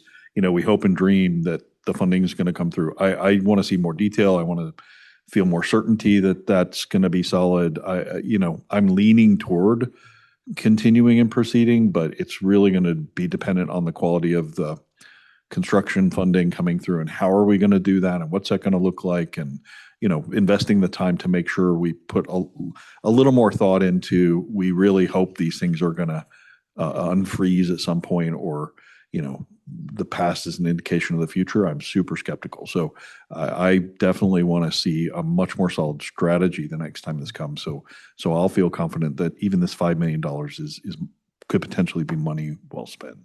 So thanks. So I will add, I am for moving it forward to the 90%. I think that it is a big price tag. It's been something that we've been following for many, many years, and it's really disappointing we didn't do it earlier, as has been said. But we're here now. I think that, as has been said, with the growth, with the projects, Parkline specifically has a lot of their development built around biking with this tunnel in mind. The schools and the growth there, and just kids getting across the train tracks. I think that this will be heavily used and really, really worthwhile for all ages. If we can get it, the funding, and get it through. I hear very clearly from Caltrain that we need to get this to a 90% design phase in order to be able to seek that funding. And so to me, it is worth the $5 million to put that money into it to get us to the point where we can really go after the funding. When I read the new strategy paper, the corridor crossing strategy, it is really exciting. And to me, this project fits beautifully with that corridor crossing strategy, which Caltrain is now supporting or developed. And so I would like to see more information as it comes forward, but I would fully support moving ahead with 90% design at this point. So I guess the one other piece that I would like to, as the design goes forward, if there is any way to put a staircase on the El Camino side, so that we don't have, right now it is a very long ramp. And I think that it would be very beneficial to have some exit, realizing whoever could use the stairs, I think, would be using those stairs. And that would, I think, make it a much more usable project. But I'm supportive. So I guess I'm not quite sure exactly. Ms. Schmidt, Mitch, did you catch where everyone is? If Okay. if I can recap, I think Please. there is a majority on moving with the finalizing the design. I think I heard at least 3 of you note that. There's a strong desire to come back with a funding strategy that includes not only an assessment on what may be available regionally, but also from the city. So we can work with our city manager's office on that. The Measure T bonds come to mind to see if we have anything left there, but we can explore given that this is in the vicinity of a park. We'll assess that. So we'll come back with a funding strategy.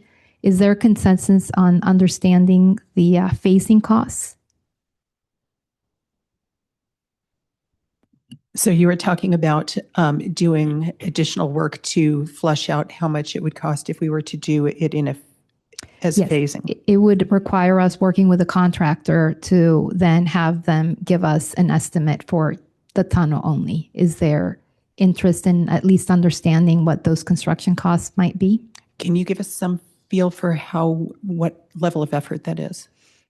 I would say that it would not be a significant level of effort because they do have all the components that then they would have to sort of pull out and create a smaller project.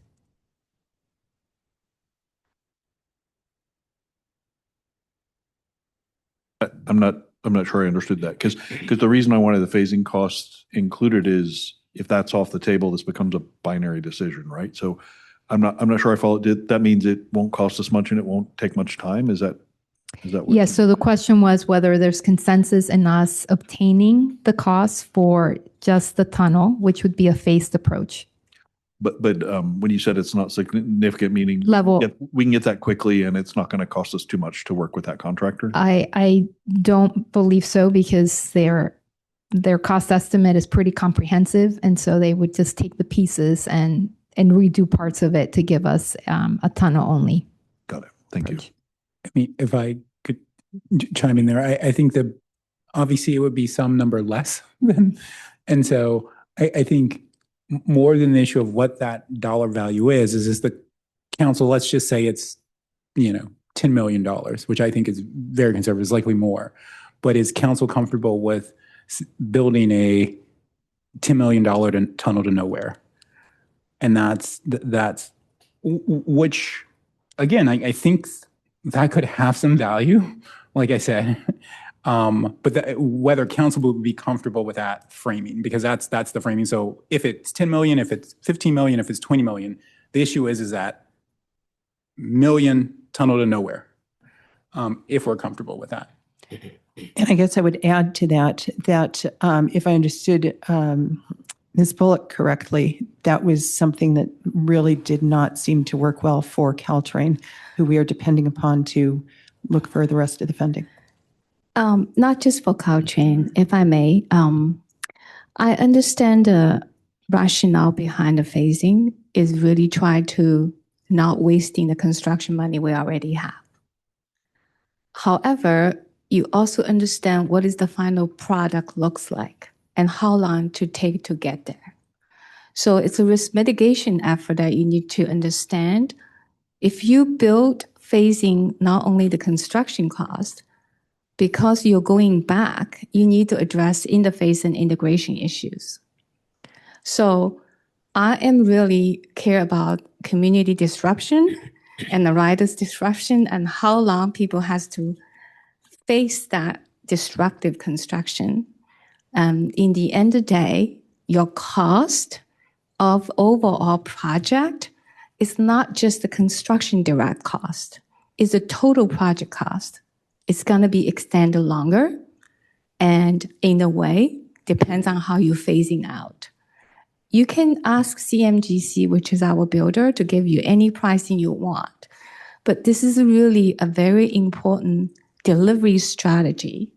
In the end of the day, is how do you gonna get to the final objective of this project? And when we're gonna get there, You can have an alternative risk assessment with already a big funding gap of 30 million plus. This phasing approach definitely going to increase the funding gap. There's no question about it. But I can appreciate that, but I think what I would want to say to that is, I feel uncomfortable taking that option off the table at this phase without knowing. I want to see the interplay of timeline, funding, before we take an option off the table. That's why I was asking for a little more detail on how much it would cost us to get that detail.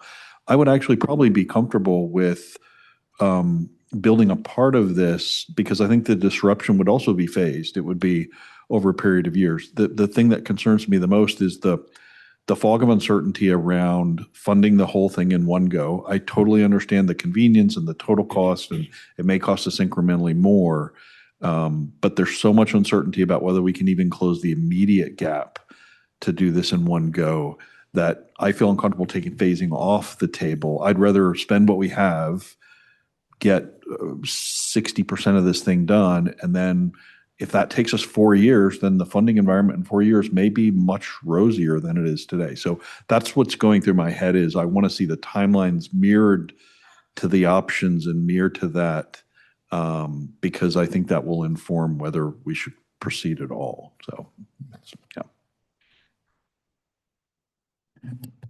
So like I'm of two minds of this. One, it's like I do have concerns that Caltrain, who is a key partner in this, is not a fan of this. And so I do want to like put a pin in that and make sure we all accept it. Although I don't know if I'm quite there with your logic. It's like, yeah, it'll cost more. It's like, if I wanted a Ferrari right now, I can't pay cash for it, but I could finance it, and that's going to cost me more. But it's the only way I'm going to get a Ferrari. So right now is if I finance it. And so that's the thing. It's like, if you've got the money, some money now, or some way to access some part of the project now, then that's what you take. And it's going to cost you more. But that's the only thing that guarantees that, like, for me, we'll ever have people in the tunnel, or you'll ever be driving that Ferrari. And so I think we all understand that, like, right? We all understand that it's more costly, and I'm fine with that. You would only pursue it if you think that is the only option. And it could be that is the only option. But then I have concerns. My biggest concerns with it is that you have concerns with it. And that concerns me, because I would not want you to have concerns with anything as far as pursuing this project. I would want you to be 100% aligned with whatever direction we were going to go in. If I may address that, I understand. As I said, we need to, if we want to be responsible, give a best response to the phasing, we need to understand what exactly building and when.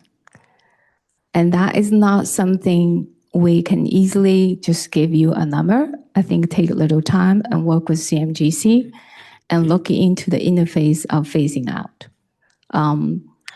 Obviously, we can do that, do diligent work, and work with CMGC and authorize them to do that. But I want to be very transparent. I'm just going to give you my 2 cents of project approaching on the delivery perspective. If you wanted to do the phasing, obviously we're going to support that. But I just want to make sure there's a consequences of that decision that we all understand. That's all that is. And it's not so simple just getting the number out of the CMGC estimating and this is not really just a number exercise. This is really construction phasing exercise. And understanding the impact to the constructability, also the impact to the railroad and impact to the city. And then you can have what I call a feasibility study to take a look at it. And the number is just the output in the end. So I'm kind of hearing two different things. So I think from the city's perspective, it sounded like it was a fairly light lift. It would be relatively inexpensive. We could get a sense of that pretty easily and quickly. I think you're describing something more complex. It might take a year. It might cost us. A year. I mean, it's not going to be a few hours exercise. Okay. And obviously this that particular phasing, I don't believe is in either the designer or the CMGC scope of work, correct? Right. It is not. What I'm getting at is that if we want to understand just the cost of a smaller project, that it is not an extensive exercise. I understand what Caltrina is saying now. If we implement this in terms of having two-phase projects, I guess I would still say that there's uncertainty on the second phase when that would happen. So we do, indeed, it's not in the CMGC scope, but we do have all their numbers, and they can definitely let us know what a smaller project would cost, if that's important information that you all think we should come back with. Yeah, I'm just reluctant. The reason I'm pushing a little hard is I'm just reluctant to take it off the table.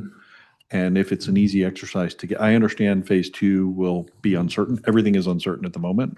But the reason I'm kind of pushing it is I would hate to take that off the table as an option, similar to what Councilmember Combs said, is if that's our only way to get the Ferrari, I wouldn't want to handicap that, at least at this point. So, But a Ferrari without wheels doesn't get you anywhere. No, but in 3 years, I mean, so this is the whole level of uncertainty, right? Everything is super unclear right now, and we don't know what the funding environment looks like. By the time this gets, built and dug and the tunnels, that's going to look really different. And it could be still as uncertain as it is today, or it could be a little clearer. So I get that we keep the tunnel closed, but I'd rather have the option to make a down payment than lose what we've already secured. So that's. I will say I am against spending any more time on phasing, personally. Do you want to state that?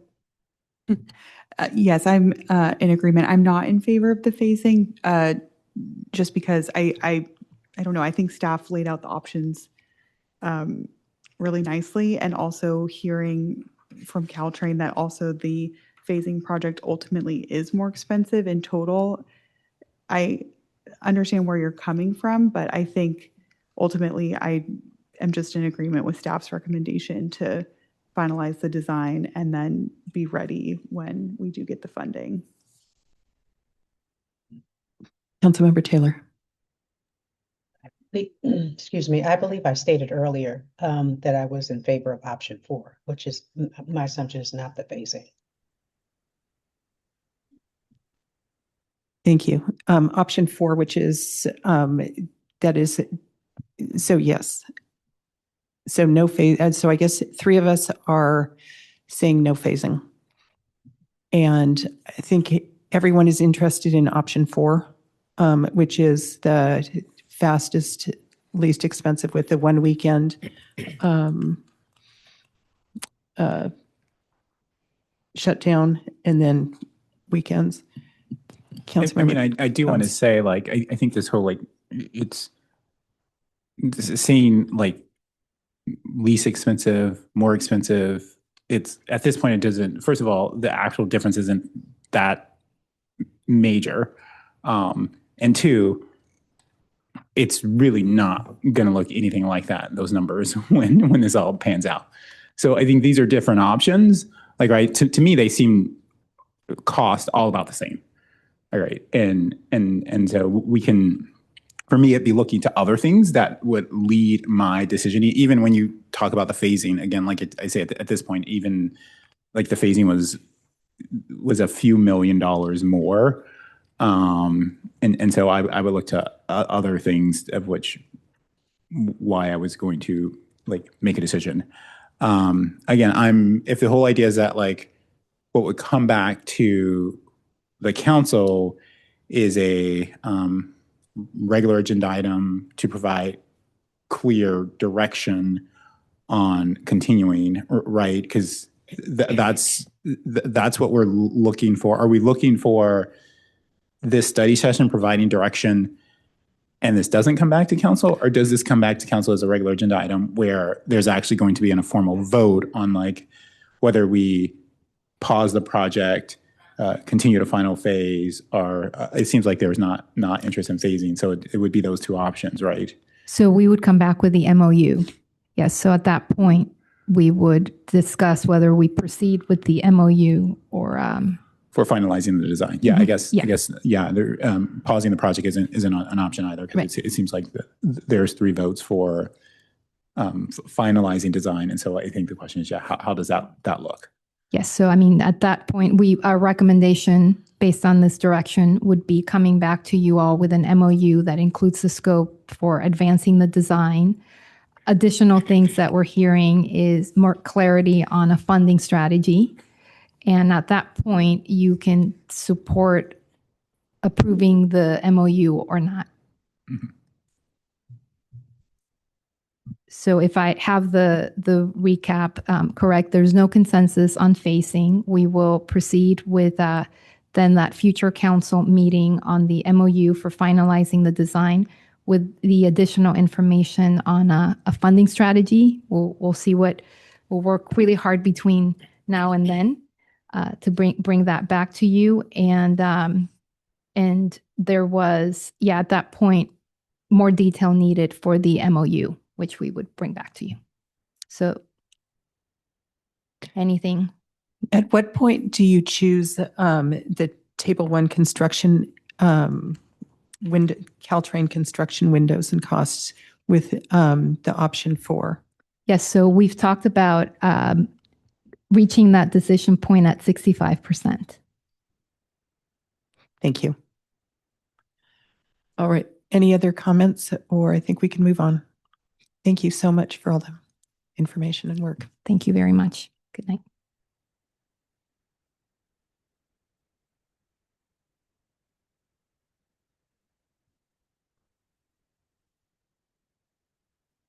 All right, we will move on to regular business. Under regular business, the City Council considers recommendations from city staff on policy matters or administrative actions that require City Council approval. The first regular business item is H1, receive and file the annual comprehensive financial report for the fiscal year ending June 30th, 2025. Here to introduce the item is Assistant Administrative Services Director, Fanny Lai. Thank you.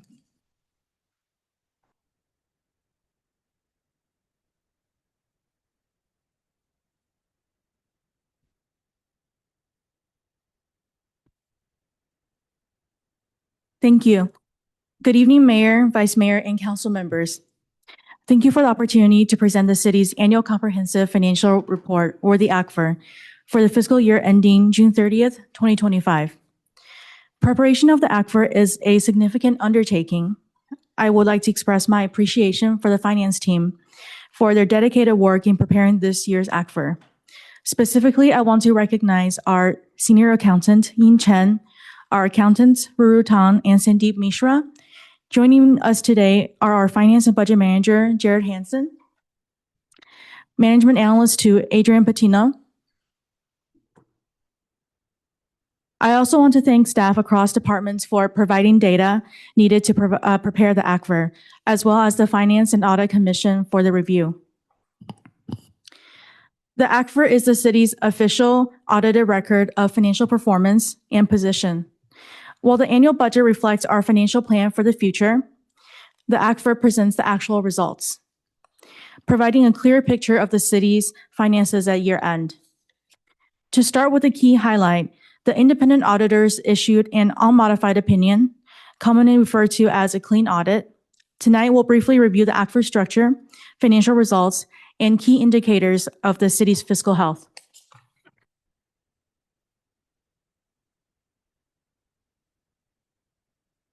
This evening, I'll provide an overview of the city's financial reporting with an emphasis on transparency, regulatory compliance, and overall financial condition. We'll start with an overview of the ACFR. Next, I'll walk through the financial reporting and fund accounting fundamentals, explaining why governments use this approach. We'll then review the city's revenues and expenditure and how changes in these impact the fund balance. Finally, I'll conclude with a citywide financial overview. At the conclusion of the presentation, we'll be happy to take your questions or explore topics the council would like to discuss in greater detail.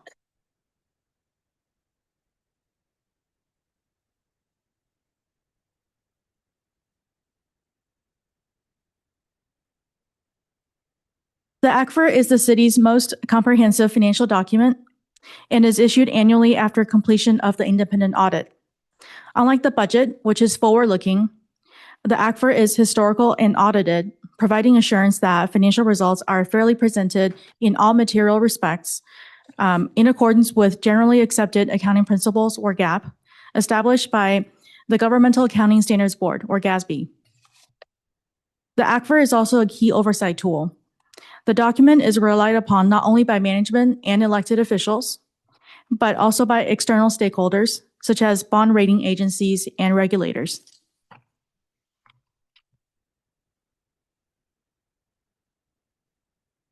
Next, we'll explore the structure of the ACFR.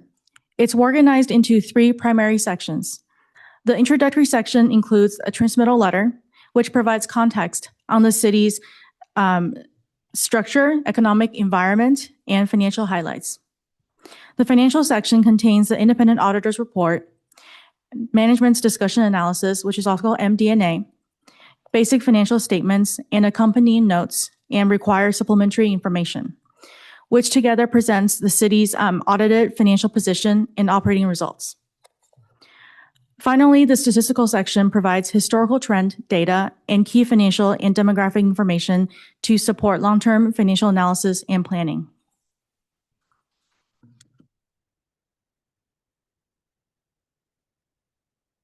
I would like to take a moment to recognize the city received the Government Finance Officer Association, or GFOA, Certificate of Achievement for Excellence in Financial Reporting for our prior annual comprehensive financial report. This distinction reflects high quality, transparency, and accuracy of our financial reporting.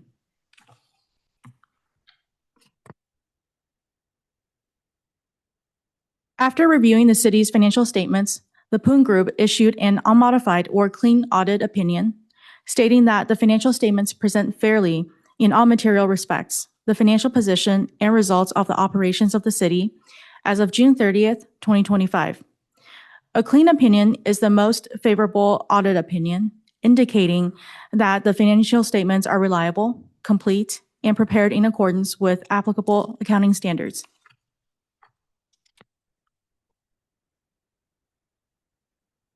Now let's dive into financial reporting and fund accounting basics. The ACFR includes both government-wide and fund financial statements because each serve a distinct purpose. Government-wide statements present the city as a single economic entity, using full accrual accounting, emphasizing long-term financial position and overall results, including capital assets and long-term liabilities. Fund financial statements provide a detailed view by fund type. Governmental funds report core services financed primarily by taxes and intergovernmental revenues. Proprietary funds report business type activities supported by user fees. And fiduciary funds account for resources held in a trustee or custodial capacity that are not available for city programs. Together, these statements offer both a citywide, long-term perspective and a detailed fund level view. The notes to the financial statements supplement this information by explaining accounting policies, balances, and required disclosures.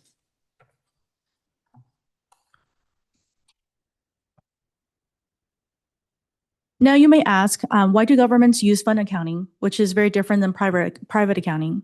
Governments use fund accounting to emphasize accountability and legal compliance, which differs from private sector accounting that mostly focuses on profitability and return on investment.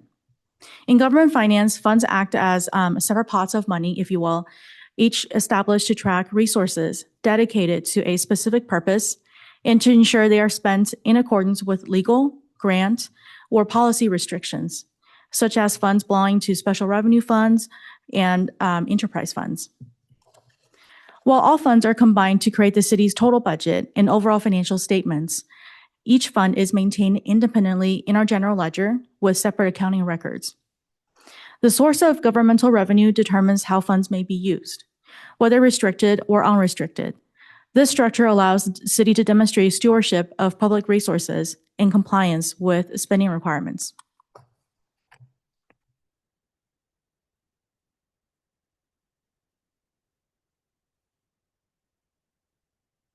Next, let's dive into revenues and expenditure. The city's financial activities are organized into clear revenue and expenditure categories to track resource and ensure accountability.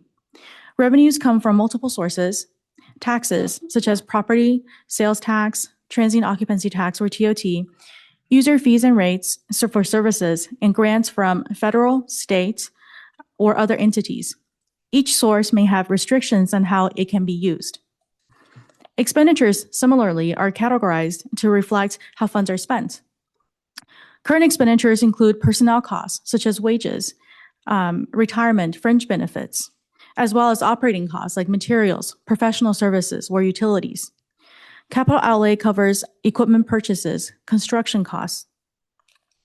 Debt service includes principal interest payment on issued debt. Finally, the city may also record transfers to other funds to allocate resources between different funds and programs.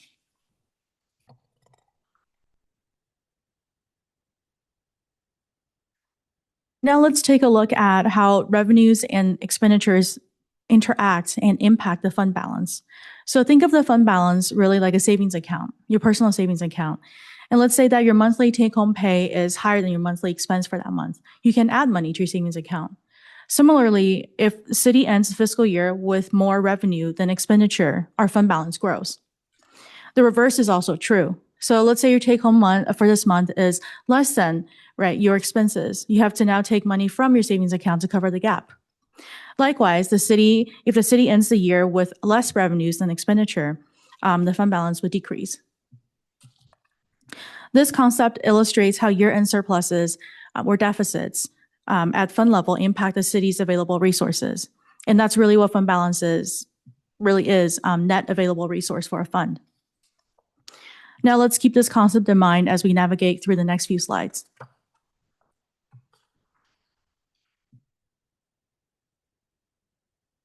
There can sometimes be confusion about how the income statement, or it's also called statement of revenues, expenditure, and changes in fund balance, and the balance sheet work together to affect the fund balance. In reality, it's two different views of looking at the same thing. So if you look at the left side of the screen, it's the balance sheet view where you have the assets, your liabilities. The difference between the two is your equity, your ending balance. On the right side of the screen, it's your income statement perspective, where you're adding your net operating result, which is the difference between your income and your expense, to your beginning fund balance. That also gets you to your ending fund balance. So as you can see mathematically, if your income is higher than your expense, that's a positive number, right? It adds to your fund balance. The reverse is also true. If it's a negative number, it decreases your fund balance.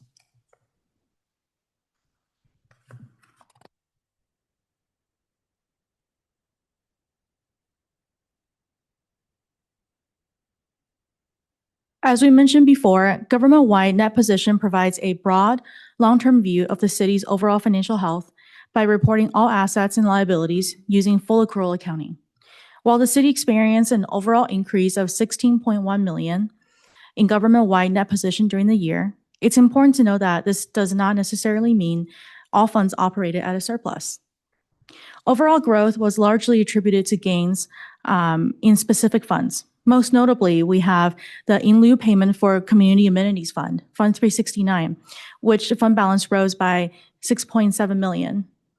And Menlo Park Municipal Water Capital Fund, Fund 600, which increased by $10.5 million. Despite these increases, the general fund reported an operating deficit, which we will talk about in the next slide.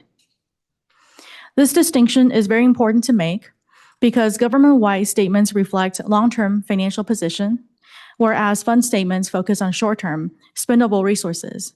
And as a result, an increase in net position can occur at the same time that individual funds, including general fund, operates at a deficit.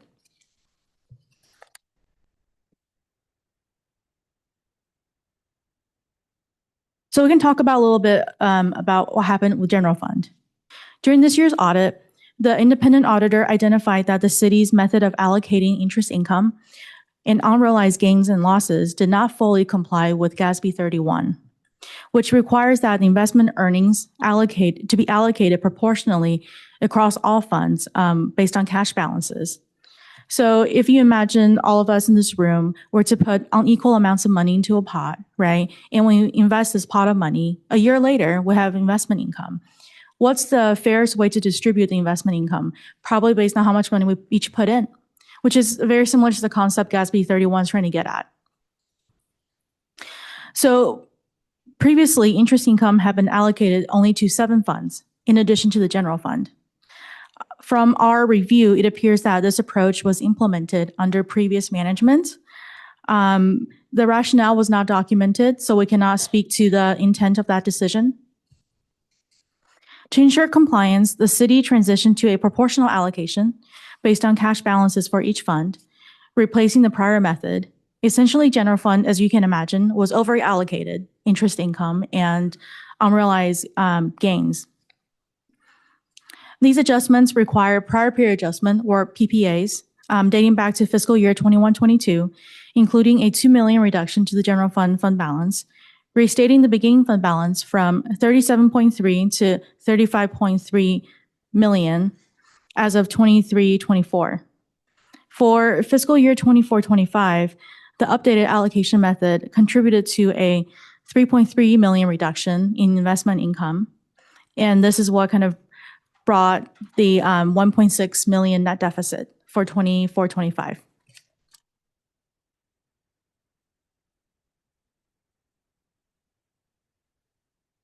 Looking at the operating result for general fund, total revenues actually increased by $6 million to $82.5, rising from $76.5 million in 23-24.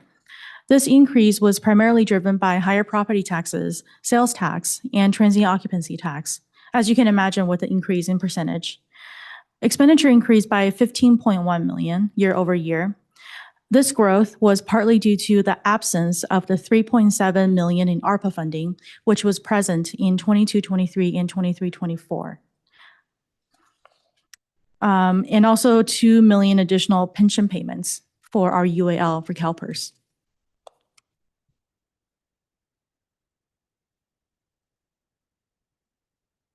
The fund balance of the general fund totals $33.6 million and is classified into 5 categories to reflect spending constraints and intent. As you can see, non-spendable, $0.6 million, resources that cannot be spent. For us, it's mostly prepaid items. Restricted, we don't have any. Committed, resources set aside by a city council resolution for specific purposes, for us, including emergency, contingency, economic stabilization, and strategic pension funding, 25.9. Resources assigned, resources intended for specific purposes, such as authorized by council or city manager, 1.3 million. This is for purchase orders that are carried forward to the future year. Unassigned, we have 5.8 million.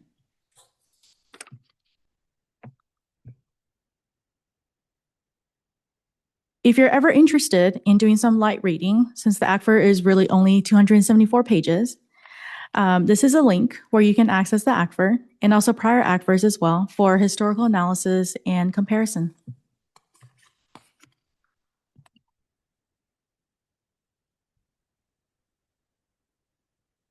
This concludes our presentation this evening. Thank you for your time.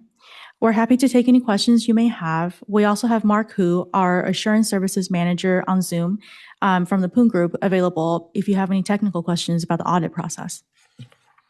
Thank you very much. City Clerk Heron, could we please call for public comment at this time? Yes, thank you, Mayor Nash.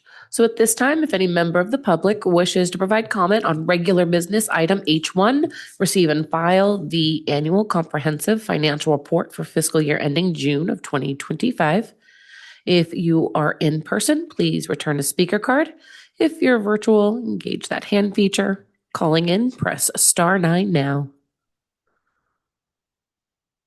Final call for public comment on item H1. Seeing no hands or cards, Mayor Nash, you may continue.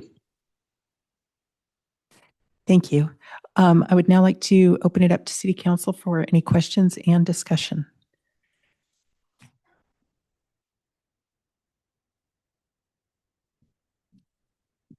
Councilmember Schmidt. Thank you for the presentation. Just a 10-second clarification. So the the net position of the city remained the same. The $1.6 million deficit to the general fund was because we just reallocated to different fund buckets, some of which may be restricted. So the net position is still the same. It's just we moved the money around. Is that the correct interpretation? Yes, that's correct. Great, thanks. Thank you. Would anyone like to make a motion? Move to approve. Second. Thank you. So I have a motion on the floor by Vice Mayor Wise and a second by City Councilmember Combs to receive and file the annual comprehensive financial report for fiscal year ending June 30th of 2025. Any further City Council question or discussion? Seeing none, by roll call vote, City Councilmember Taylor, Yes. City Councilmember Combs, Yes. City Councilmember Schmidt, Yes. Vice Mayor Wise, Yes. Mayor Nash, Yes. and the motion passes unanimously. Thank you.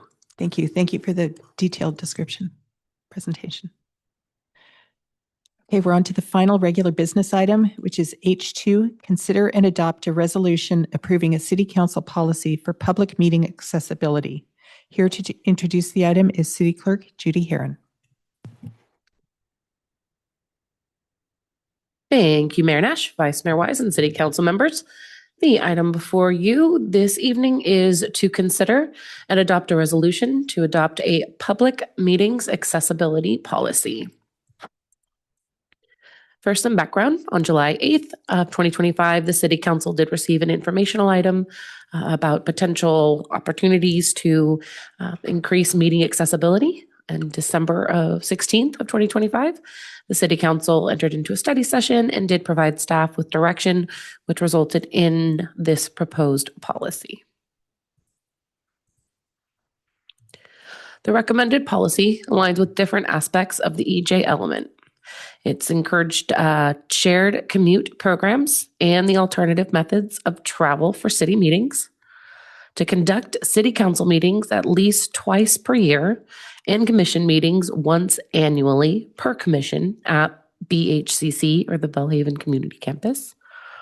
And then live interpretation for city council agenda items related to annual city council priority setting workshop, annual budget public hearing, and then general plan elements.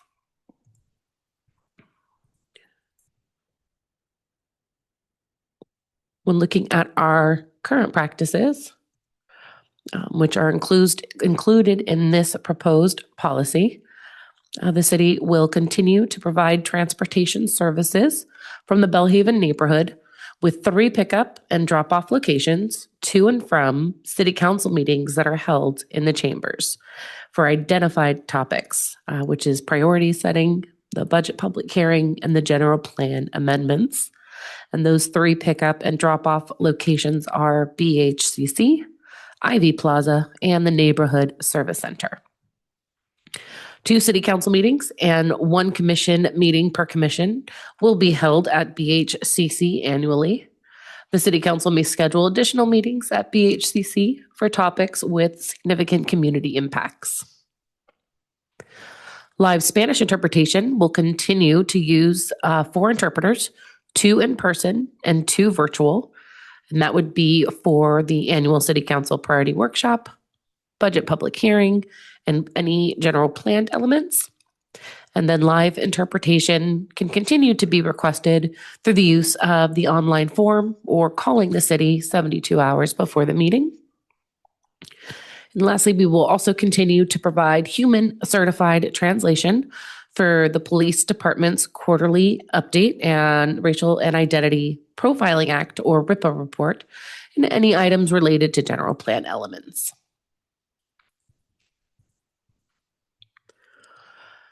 So new items that are included in this proposed policy applying to city council meetings.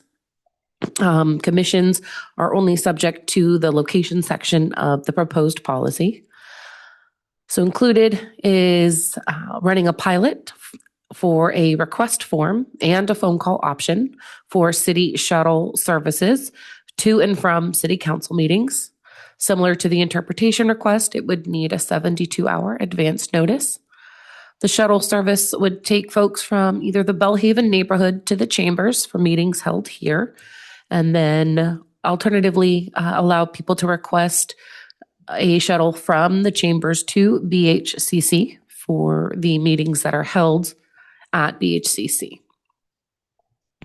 We are also want to conduct a pilot for virtual Spanish closed captioning for viewing city council meetings for those participating in Zoom. And then we're also going to be updating the online interpretation request form to include fields to try and understand the needs of requesters. Do they need to see the meeting, hear the meeting? Do they want to provide comment, or all of the above?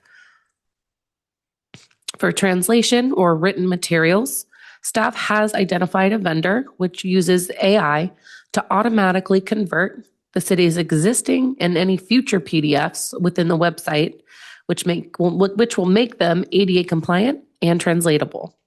This will not replace the human certified translations of the RIPA report or the general plan element reports.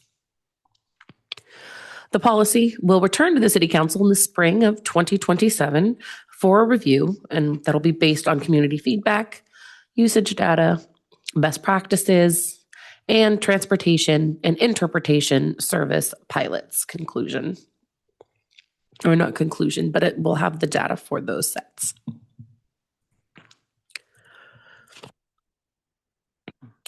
The total budget amount is approximately $48,700 per calendar year.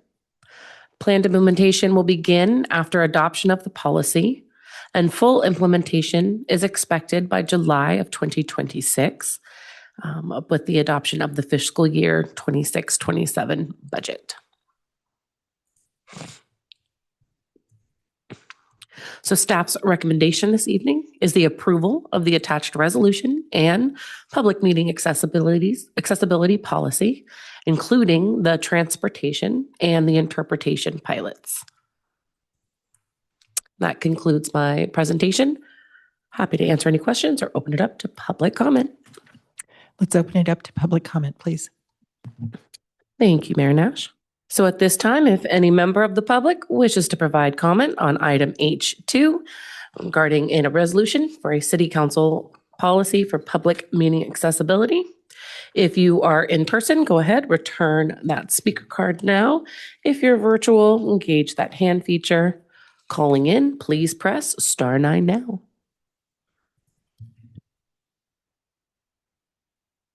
Okay, it looks like we currently have 3 speakers, so this will be the final call for public comment on regular business item H2 related to a public meeting accessibilities policy. All right, we will go ahead and start with Charlotte Reed, followed by Will Ausler.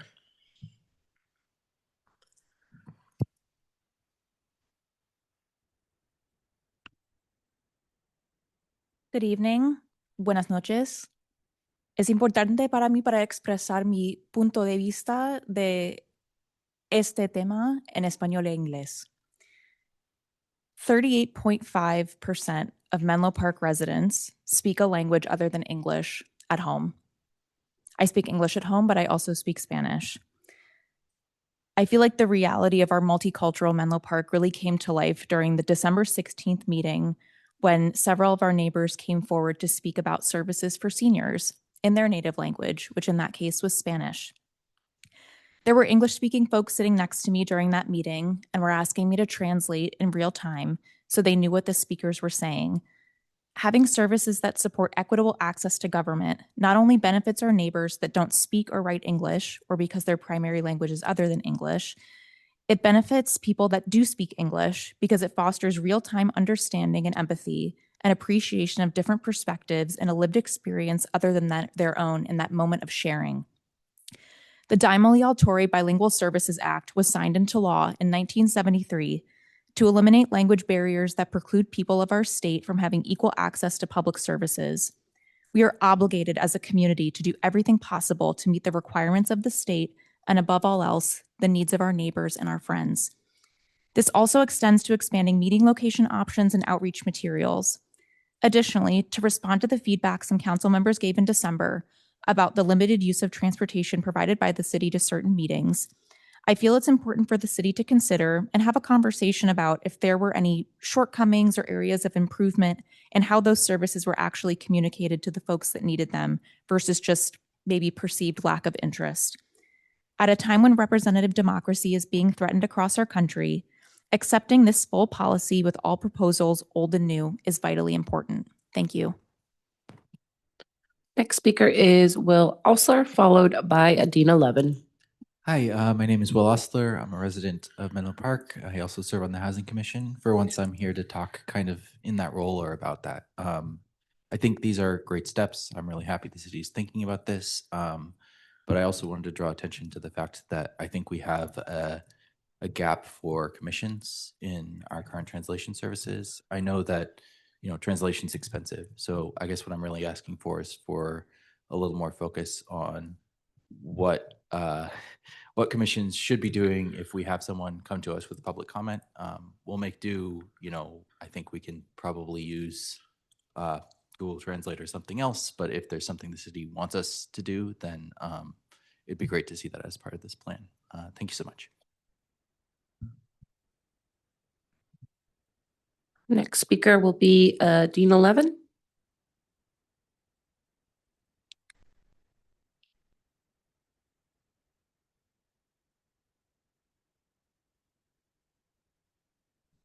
Adina, you should be able to unmute your mic at this time. Can you hear me? Yes, now we can. Thank you. All right. I am here relaying comments from Marlon Santoyo, who is a community organizer with the Belle Haven Empower Project that does a lot of community education and outreach in the Belle Haven neighborhood, including regularly holding bilingual activities for the large number of people who live in Menlo Park and in particular in the Belle Haven neighborhood whose primary household language is Spanish. And so I'm forwarding a few comments from her that reflect discussions in that community about this topic since the City Council had the study session. The first is regarding the Zoom and having human interpretation for Zoom. It is not clear in reading the staff report, whether the virtual Spanish closed captioning is only using AI, and that can often fail to capture policy nuance or even adding inaccuracies, and that really excludes Spanish speakers from meaningful participation when they're trying to participate remotely. So there should be a live human audio interpretation, at least live correcting the AI to make sure it's accurate. Secondly is to facilitate written native language feedback on the pilot, providing a simple and accessible way for residents to submit written comments and feedback in the language that they prefer. This would remove barriers for residents who are intimidated by public speaking and on the, extra intimidation when you're public speaking at a meeting whose primary language is not your primary language. And the city should handle the translation of these written records to make sure that their feedback is counted. Third recommendation is to encourage native language comment submissions. That includes explicitly encouraging and updating the online comment request forms to allow speakers to submit or upload their written comments before the meeting begins. This would create a more inviting entry point for civic engagement for people whose primary language is not English. That would be an accessible tool that encourages residents to participate, knowing that the city has proactively invited them to speak in the language they're more comfortable with, or submit those comments in writing in the language that they are comfortable with. So thank you for advancing this policy for greater inclusion of the very large number of residents of Menlo Park whose primary language is Spanish. And thank you very much. Once again, these are from Marlon Santoyo, reflecting discussions from Belle Haven Empowered and the Spanish-speaking community. Thank you. Okay, seeing no further hands or cards, Mayor Nash, you may continue. Thank you, Ms. Herron. I guess I'd like to make a clarification first. On city council meetings, if someone someone can fill out a form at least 72 hours ahead and get live translation. Is that correct? Yes, that is correct. That is our current practice, and that is what's being recommended in the policy. Thank you. And otherwise, there will be Zoom translation. There would be the Zoom closed captioning available for people. One of our public commenters did bring up a good point. It would be an AI translation because it's provided by Zoom. So making that clear to folks is definitely going to be important. But that phone call and request form would offer that human live, whether they're in person or if they're virtual. We would have both of those available upon that request. Thank you. And I guess, would you like to comment on any of the other public comments that were made? And thank you to the speakers for very good insights. Yeah, this time, I don't think I have any other clarifying points from the comments raised. This is kind of like our first step into trying to formalize something that we're going to be doing. I think starting with City Council is an appropriate place to start. And again, just kind of reviewing how it's being used, when it's being used. And then, down the road, if we feel that it's something staff and budget can accommodate, we can look into the commissions and different other public meeting bodies. Thank you. I'd like to bring it back to the dais. Any discussion, questions? Councilmember Schmidt. Thanks. Two quick things. One, just wanted to express a lot of appreciation for continuing to focus on accessibility and inclusion and making sure that we're representing the needs of all of our residents. And in the spirit of being a good broken record, I would love us to continue to look at how many times per year we actually go into the community and hold meetings at the Belle Haven Community Center. I know we debated that quite a bit last time, and but I would definitely be super supportive of doing more of our meetings per year in the community itself. So just wanted to echo that back. Thanks. Thank you. And just to note that we will be doing a minimum of 2 council meetings and one meeting per commission in the Belle Haven Community Campus. And if we had the appetite to, I think I'm saying if we had the appetite to do more than 2. More is always better. Yeah, thanks. Thank you. Just wanted to confirm that. Very good. And then I guess. Can I just say, please? This location is in the community. The community is Menlo Park, and where we meet is in the community. And I think that's important to highlight. I think the othering, we should caution ourselves about the othering. Thank you. So I guess I would actually, Councilmember Taylor, any comments? No, I'd like to make the motion to approve staff's recommendation on this item. That's my comment. Thank you. I guess I would just add a comment, which I believe is what City Clerk Herron was saying, is just this is ever evolving, and this is a starting place. I commend you for this. I think you did a really good job pulling all of our comments together, putting this policy together. And as we can add to it as it makes sense, for example, the idea of having online multilingual comments, please do incorporate things as you are able to. Councilmember Combs.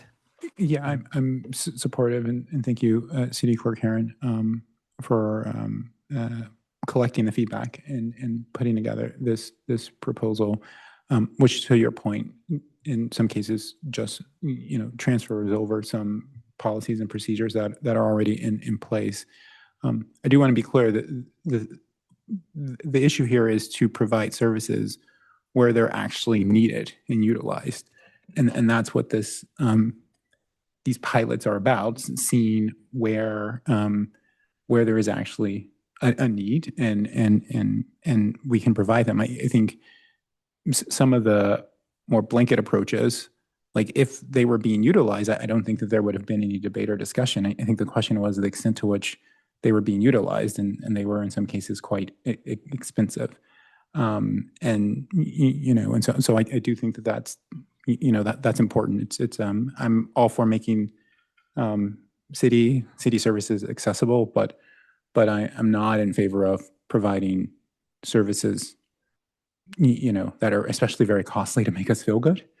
And so those are my thinking. I do want to also point out that like we can't account for or try to mitigate every challenge that comes from interacting in this space, because there's just requirements that come with being engaged in government that we have to do. I'm intimidated by the federal tax form. That doesn't mean I get to not pay taxes. There's certain expectations that has to be done of us as adults and citizens and residents to participate. And sometimes it's coming and speaking before public, and that is intimidating. But that's what you have to do to participate. And I think we can only sort of mitigate that so much to where then it becomes what are you doing? What exactly are you providing? And so I do want to make that clear. I do think we can go a little too far in the direction of trying to say like everything is accessible, and then it's like, well, what is it? What is it that gets accomplished? I can't make some things that are just expected of you to engage in this body and community discussion. I can't make some of those challenges go away. They just are there for all of us. Again, these meetings are like not at a convenient time for lots of people in our community. These council seats and positions, as we see, are not very convenient for lots of people to engage in this way and run. They, don't provide a lot of compensation. If you have kids, they can be challenging. If you have have to hold down a full-time job, it can be challenging. I mean, these are just things that exist there, and we can't make them all go away. And so I do think it's important to, as we're talking about accessibility, to understand that. And I believe that City Clerk Herron has done an excellent job of sort of pulling together what can be done given our budget, given our timing, and as we are able to do more, such with I believe it could have an impact, a positive impact, with not too much cost or work, such as providing forms where someone could provide multilingual input, or frankly, CCIN does provide that now, and people do send in comments in languages other than English, and that seems to be working very well. I think that it behooves us to accommodate people as we are able to. Thank you. So we have a motion on the floor from Councilmember Taylor. Do I hear a second? I'm happy to second. Thank you. Thank you. So there is a motion on the floor by City Council Member Taylor and a second by Vice Mayor Wise to adopt a resolution approving the public meeting accessibility policy. Any further City Council question or discussion? Seeing none, by roll call vote, City Council Member Taylor. Yes. City Council Member Combs. Yes. City Council Member Schmidt. Yes. Vice Mayor Wise. Yes. Mayor Nash. Yes. And the motion passes unanimously. Thank you. Thank you. Next, we have informational items. Informational items are transmitted to the City Council in staff's effort to provide an update on matters of importance to the City Council. Informational items are not action items. However, a City Council member, city staff member, or a member of the public may request to make a comment or ask a question on any of the informational items. City Clerk Herron, do we have any public comments on the informational items? Thank you, Mayor Nash. So at this time, if any member of the public wishes to provide comment on our informational items, I-1, City Council agenda topics, I-2, Community Electrification Grant Spend Down update, I-3, an update on the Belle Haven Pool Hybrid Model Community Task Force. If you're in person and have not already, feel free to submit a speaker card. If you're virtual, engage that hand feature. Calling in, please press *9 now. Okay, looks like we have 3 speakers on 2 different info items. So this will be the final call for public comment on info items I-1, 2, and 3. All right, so first we are going to item I-2 and inviting up Brian Schmidt.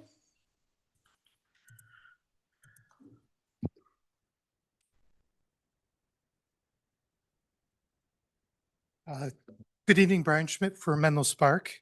Regarding the electrification spend down, I had a couple comments. First of all, that Menlo Spark is happy to continue to support the home upgrade program. We're going out in the field and going door to door with folks. So to the extent that we have the resources available to support that, we're happy to continue to do so. I did see in the report that there's some planned expenditure for knob and tube replacement, which is a very old form of wiring. I'm actually very interested in that. That is a big problem statewide and probably nationwide in trying to upgrade that type of electrification.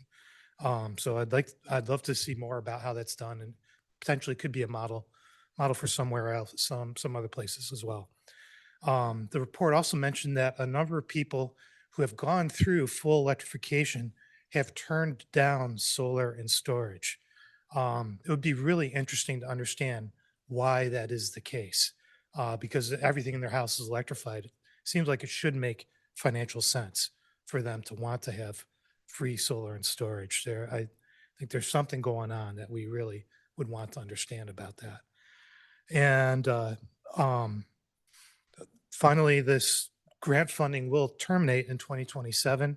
As has been mentioned in the past, Menlo Spark was part of the instigating process to get that funding. We'd love to coordinate and cooperate with the city in the process of trying to go back to the state and get some additional funding in the future. Probably not near that point just yet, but maybe in 6 months or a year or less, would be time to start thinking about it and going back to Senator Becker's office. Be happy to cooperate when that does happen. Thank you. Great. So we have 2 speakers on I-3. First speaker is Najee Ali, followed by Meredith Rohr.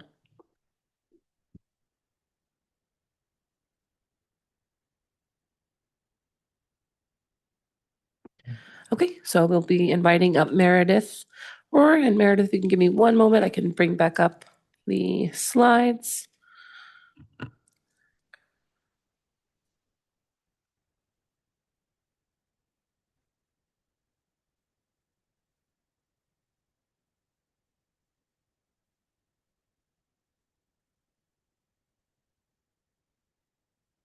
Okay, go right ahead. All right. Thank you, City Council members and Mayor Nash, for allowing me to speak tonight and for hearing me out. I am a Belle Haven resident and coach of Ray Swami. I asked to put this slide up because I just wanted to tell a little story behind that picture. We were at a swim meet at Burlingame. It was all day. It was freezing cold. And this is the type of team where everybody cheers for everyone. I have been a swimmer since I was 8 years old, so 30 plus years. And essentially, I've never seen anything like it. And I'm honored to be a part of this program. So I just wanted to share a little anecdote, which is one of our kids is hearing impaired. They had to make an accommodation for this kid to swim. As a result, he wasn't able to swim until 4:30 in the afternoon. Everybody there was basically done with their races at 11:30 in the morning. They all stayed for 5 hours in freezing cold and had better things to do on a Saturday, but they didn't believe that. They believed that this was the best thing to do on a Saturday. And everybody stayed for our little kid's 50 freestyle, first ever. And he did it legally. So we were very excited. So I just wanted to share that as a good story about the community that is here at Belle Haven.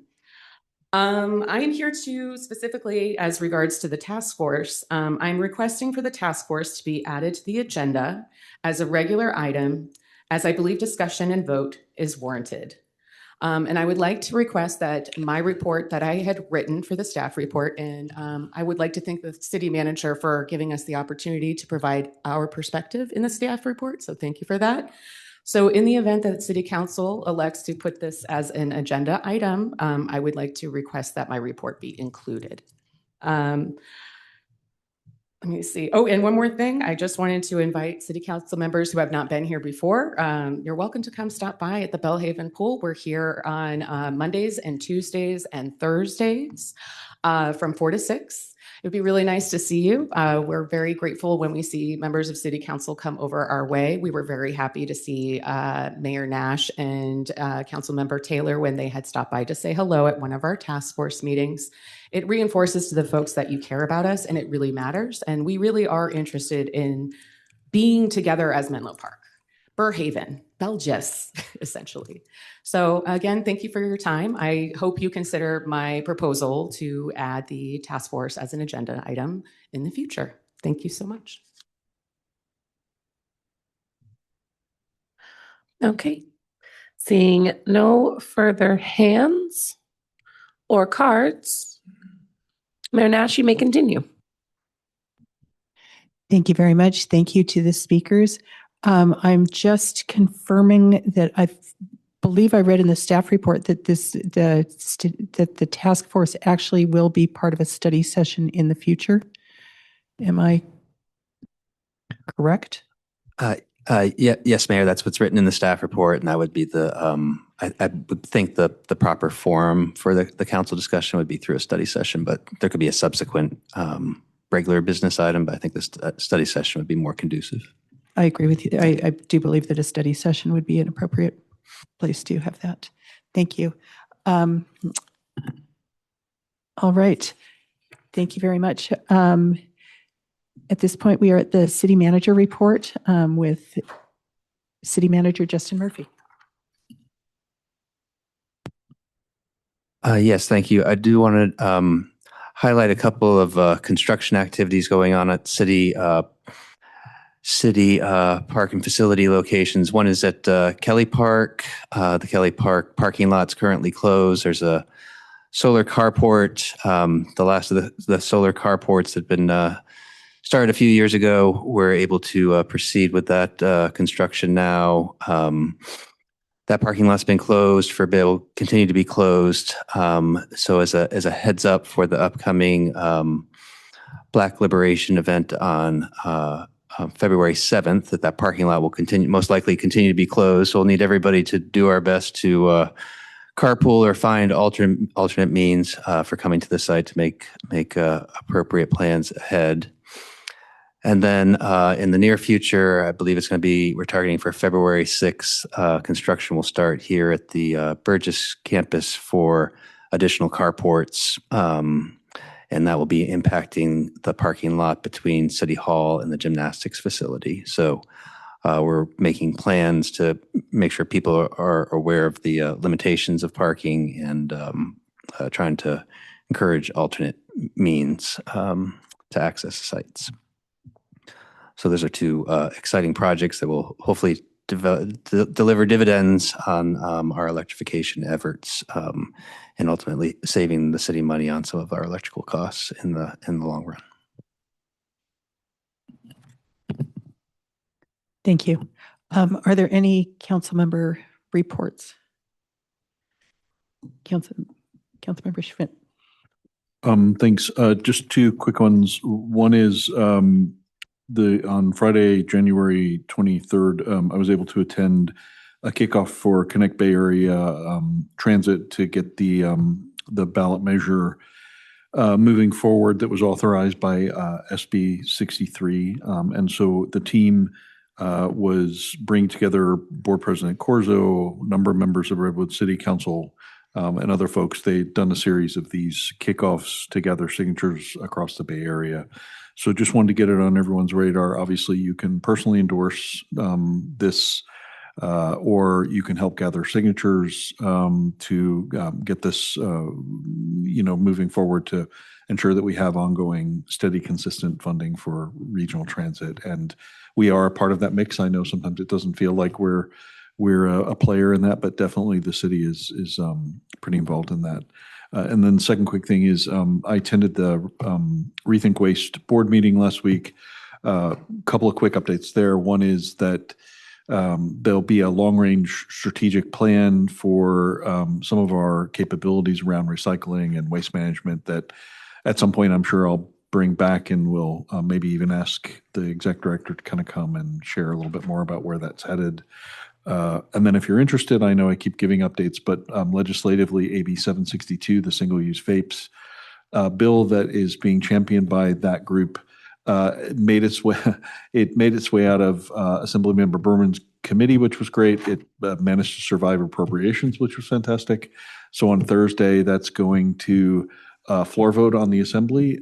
If you happen to know any Assembly members really well, and just please encourage them to vote on Thursday to keep moving this forward. And I'll give updates as it makes its way through the process. But it's good news because obviously from both an environmental and a ongoing operation of Rethink Waste operations, it's an important piece of legislation. So just a couple quick updates from me. Thanks. Thank you. Councilmember Taylor, do you have anything? Oh, no report outs for me. Thank you. Thank you. I have a few report outs. First of all, the BOSCA meeting, which was January 15th. Good news, our water supply conditions are in really good shape, and the entire state of California has now been declared drought-free. Hopefully we will be seeing some rain in January, February, and that will continue. At the last meeting, most of our time was spent on consideration of a study, the long-range planning to assess future water needs and how to meet them. And that, I believe, will actually be coming to council as part of our local water plan very soon. I also was at a Resource Management and Climate Protection CCAG committee meeting, and there we were reviewing Bay Area transportation electrification progress, basically EV adoption and charging access, and essentially much more is needed to make the state goals with SB 375. And I also had a Peninsula Clean Energy board meeting, and on that, really amazing news. There's now been $225 million in customer savings from Peninsula Clean Energy electric generation since the launch 10 years ago. $225 million in customer savings. And we also voted at that meeting to maintain the rates at 10% below PG&E generation costs. And those new rates go into effect February 1st. And then finally, I just wanted to mention, I was invited and was at the Job Train Perscolis graduation for the first IT support group. It was an amazing meeting, graduation. There were 15 graduates, and this was truly life-altering. It was, they were so excited. This is opening up opportunities for entry-level and mid-level technology jobs, and just what Job Train and Perscolis is doing is just phenomenal. It was really, really exciting to be there. So thank you. And with that, we will adjourn. Thank you.